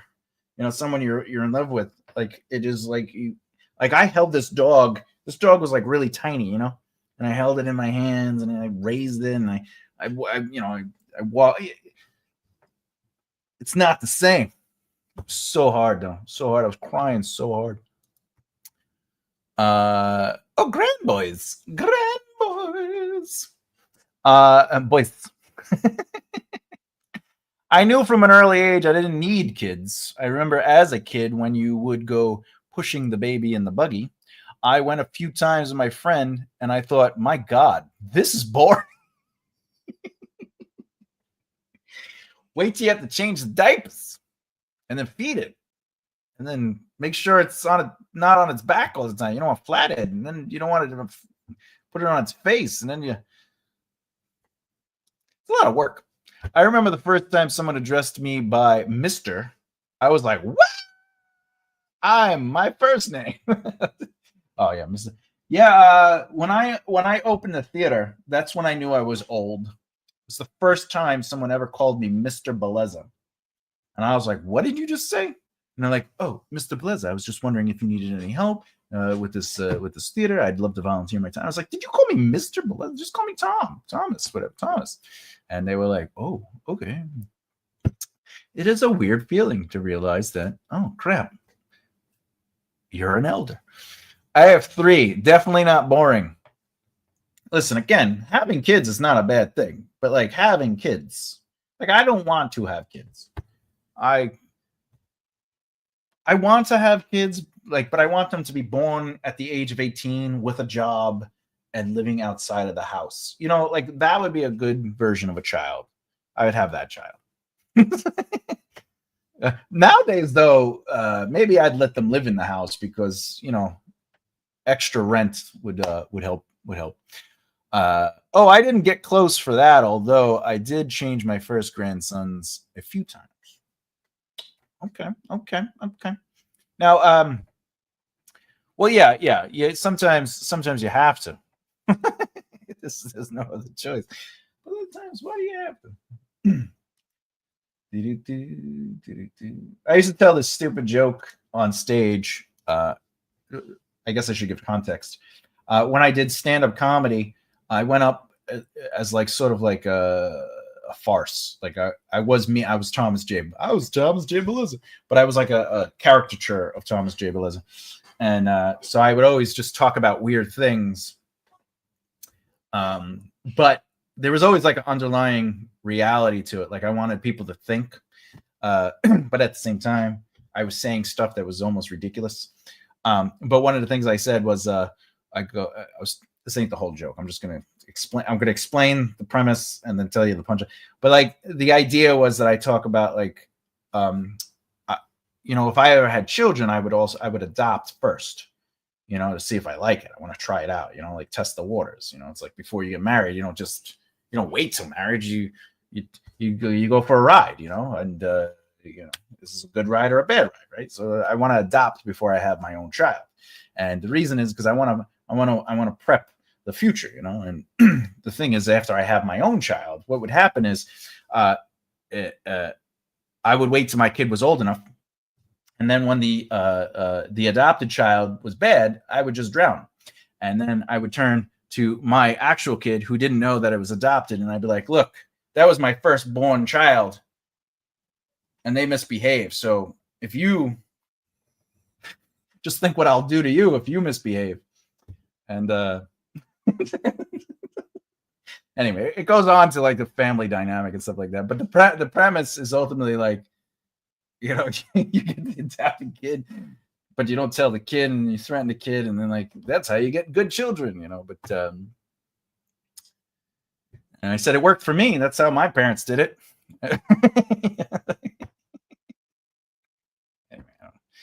It's more people to care for. It is a lot. Yeah, you just have so many. No idea why I became a nurse. Yeah, you just basically your children were old people. Go for a ride. Filth. Listen, the ride isn't that bumpy, and it's only 3 minutes long. It's not that crazy. And by the way, it's 3 minutes because I have things to do, like sleep. Right? Okay. I'm very good in bed. I don't snore, and I don't hog the blankets.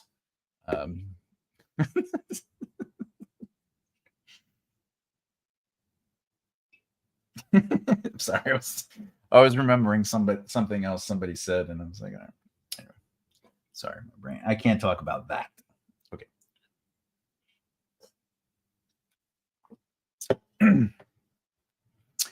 Anyway. Yeah, I bet your phone kept binging. Maybe. Yeah, it definitely did while it was going on.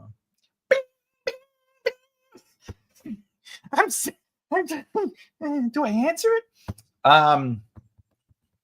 Yeah. Oh God. Oh, it's 2 hours. We're 2 hours in. Wow. All right. Listen, it's 4:00. I didn't realize that. I didn't realize 2 hours. Look, first off, I hope that you had some fun with this generating a language and seeing how it works. I hope you had fun with that. Just a popular guy. First of all, let's just to clarify that this person. They knew I was a popular guy. No, they knew that I was around the world. They knew that I, not around the world, but around, like I was running around. I was working on SNL. I was doing, like I had things I was doing.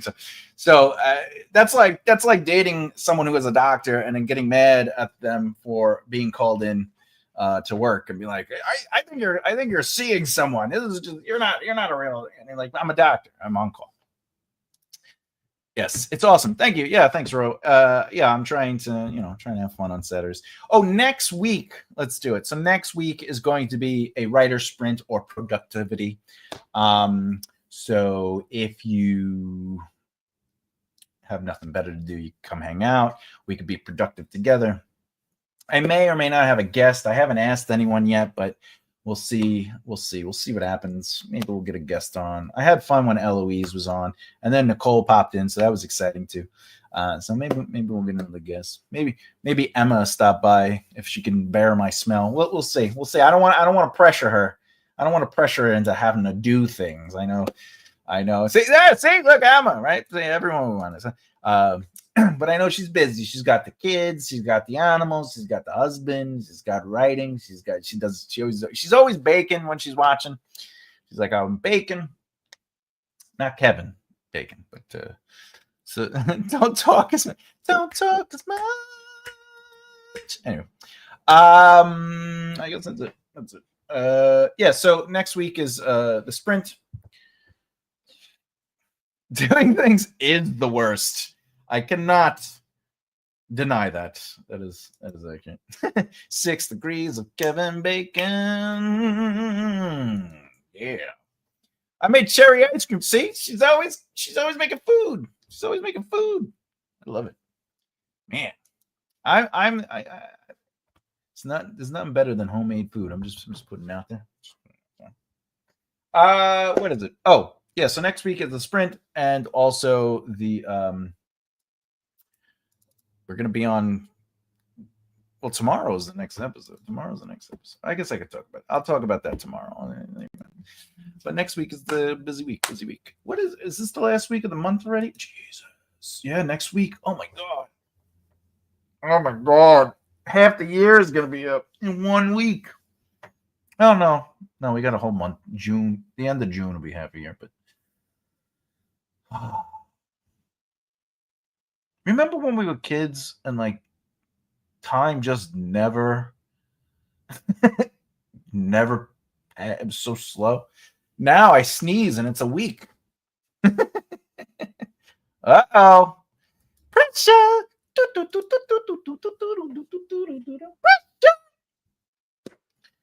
Time dragged at school. It really did. And school, I don't know how it is in England, but school here was basically anywhere from 6 to 8 hours, depending on what grade you were in. And it was just like that hour. I'm just like in class, like, what is this? I can't be here. However, if I took off from school, like if I was sick or I somehow didn't make it to school because I tripped and fell into the woods, like the day flew by. I'm like, it's already 2:00. I'm just saying. School was a 12-year prison. Yeah, it really is. It's just, I love school, but it seemed I was about to draw my pen. Fun fact, I am a high school dropout. I dropped out at 11th grade, mostly because we moved around so much. We went from New York to Florida, Florida to New York, New York to Florida, Florida to New York. Well, in New York, we moved into different school districts multiple times. Well, in Florida, we moved.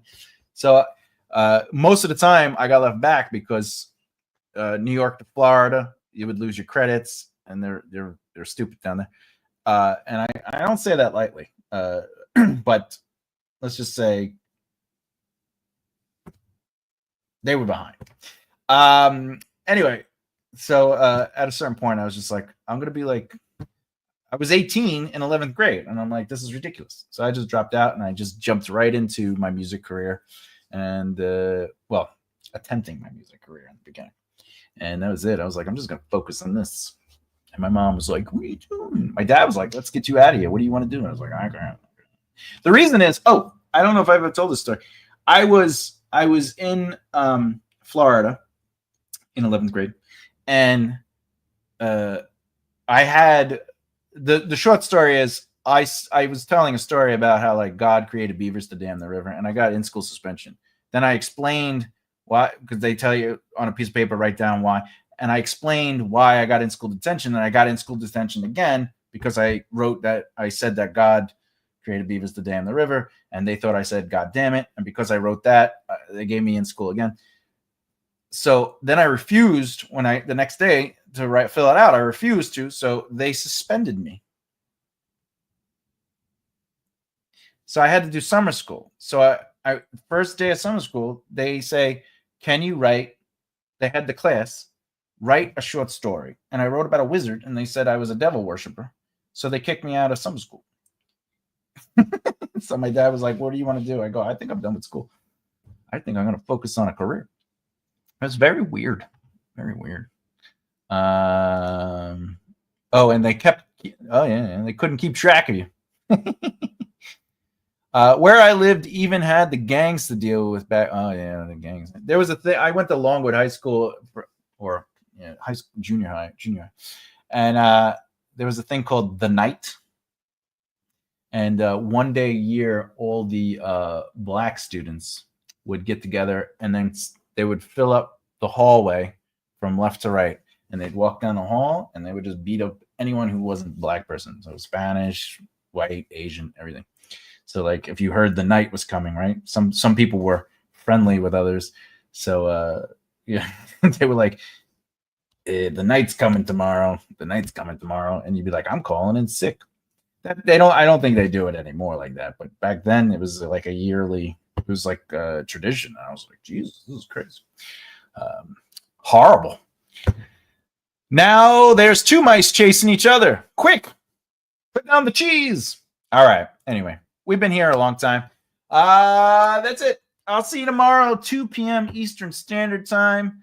I think we'll have some fun. Oh, brother, how stupid of them school employees seem to have nothing to do except find ways to lecture people for something. Yeah, yeah. Yes, said. God damn it. Anyway, hasta luego, Wiedersehen, au revoir, ciao, arrivederci, goodbye, all that other stuff. We are done. I'm out. I'm Thomas J. Bellezza. As always, keep developing the right mindset. I'll see you next time.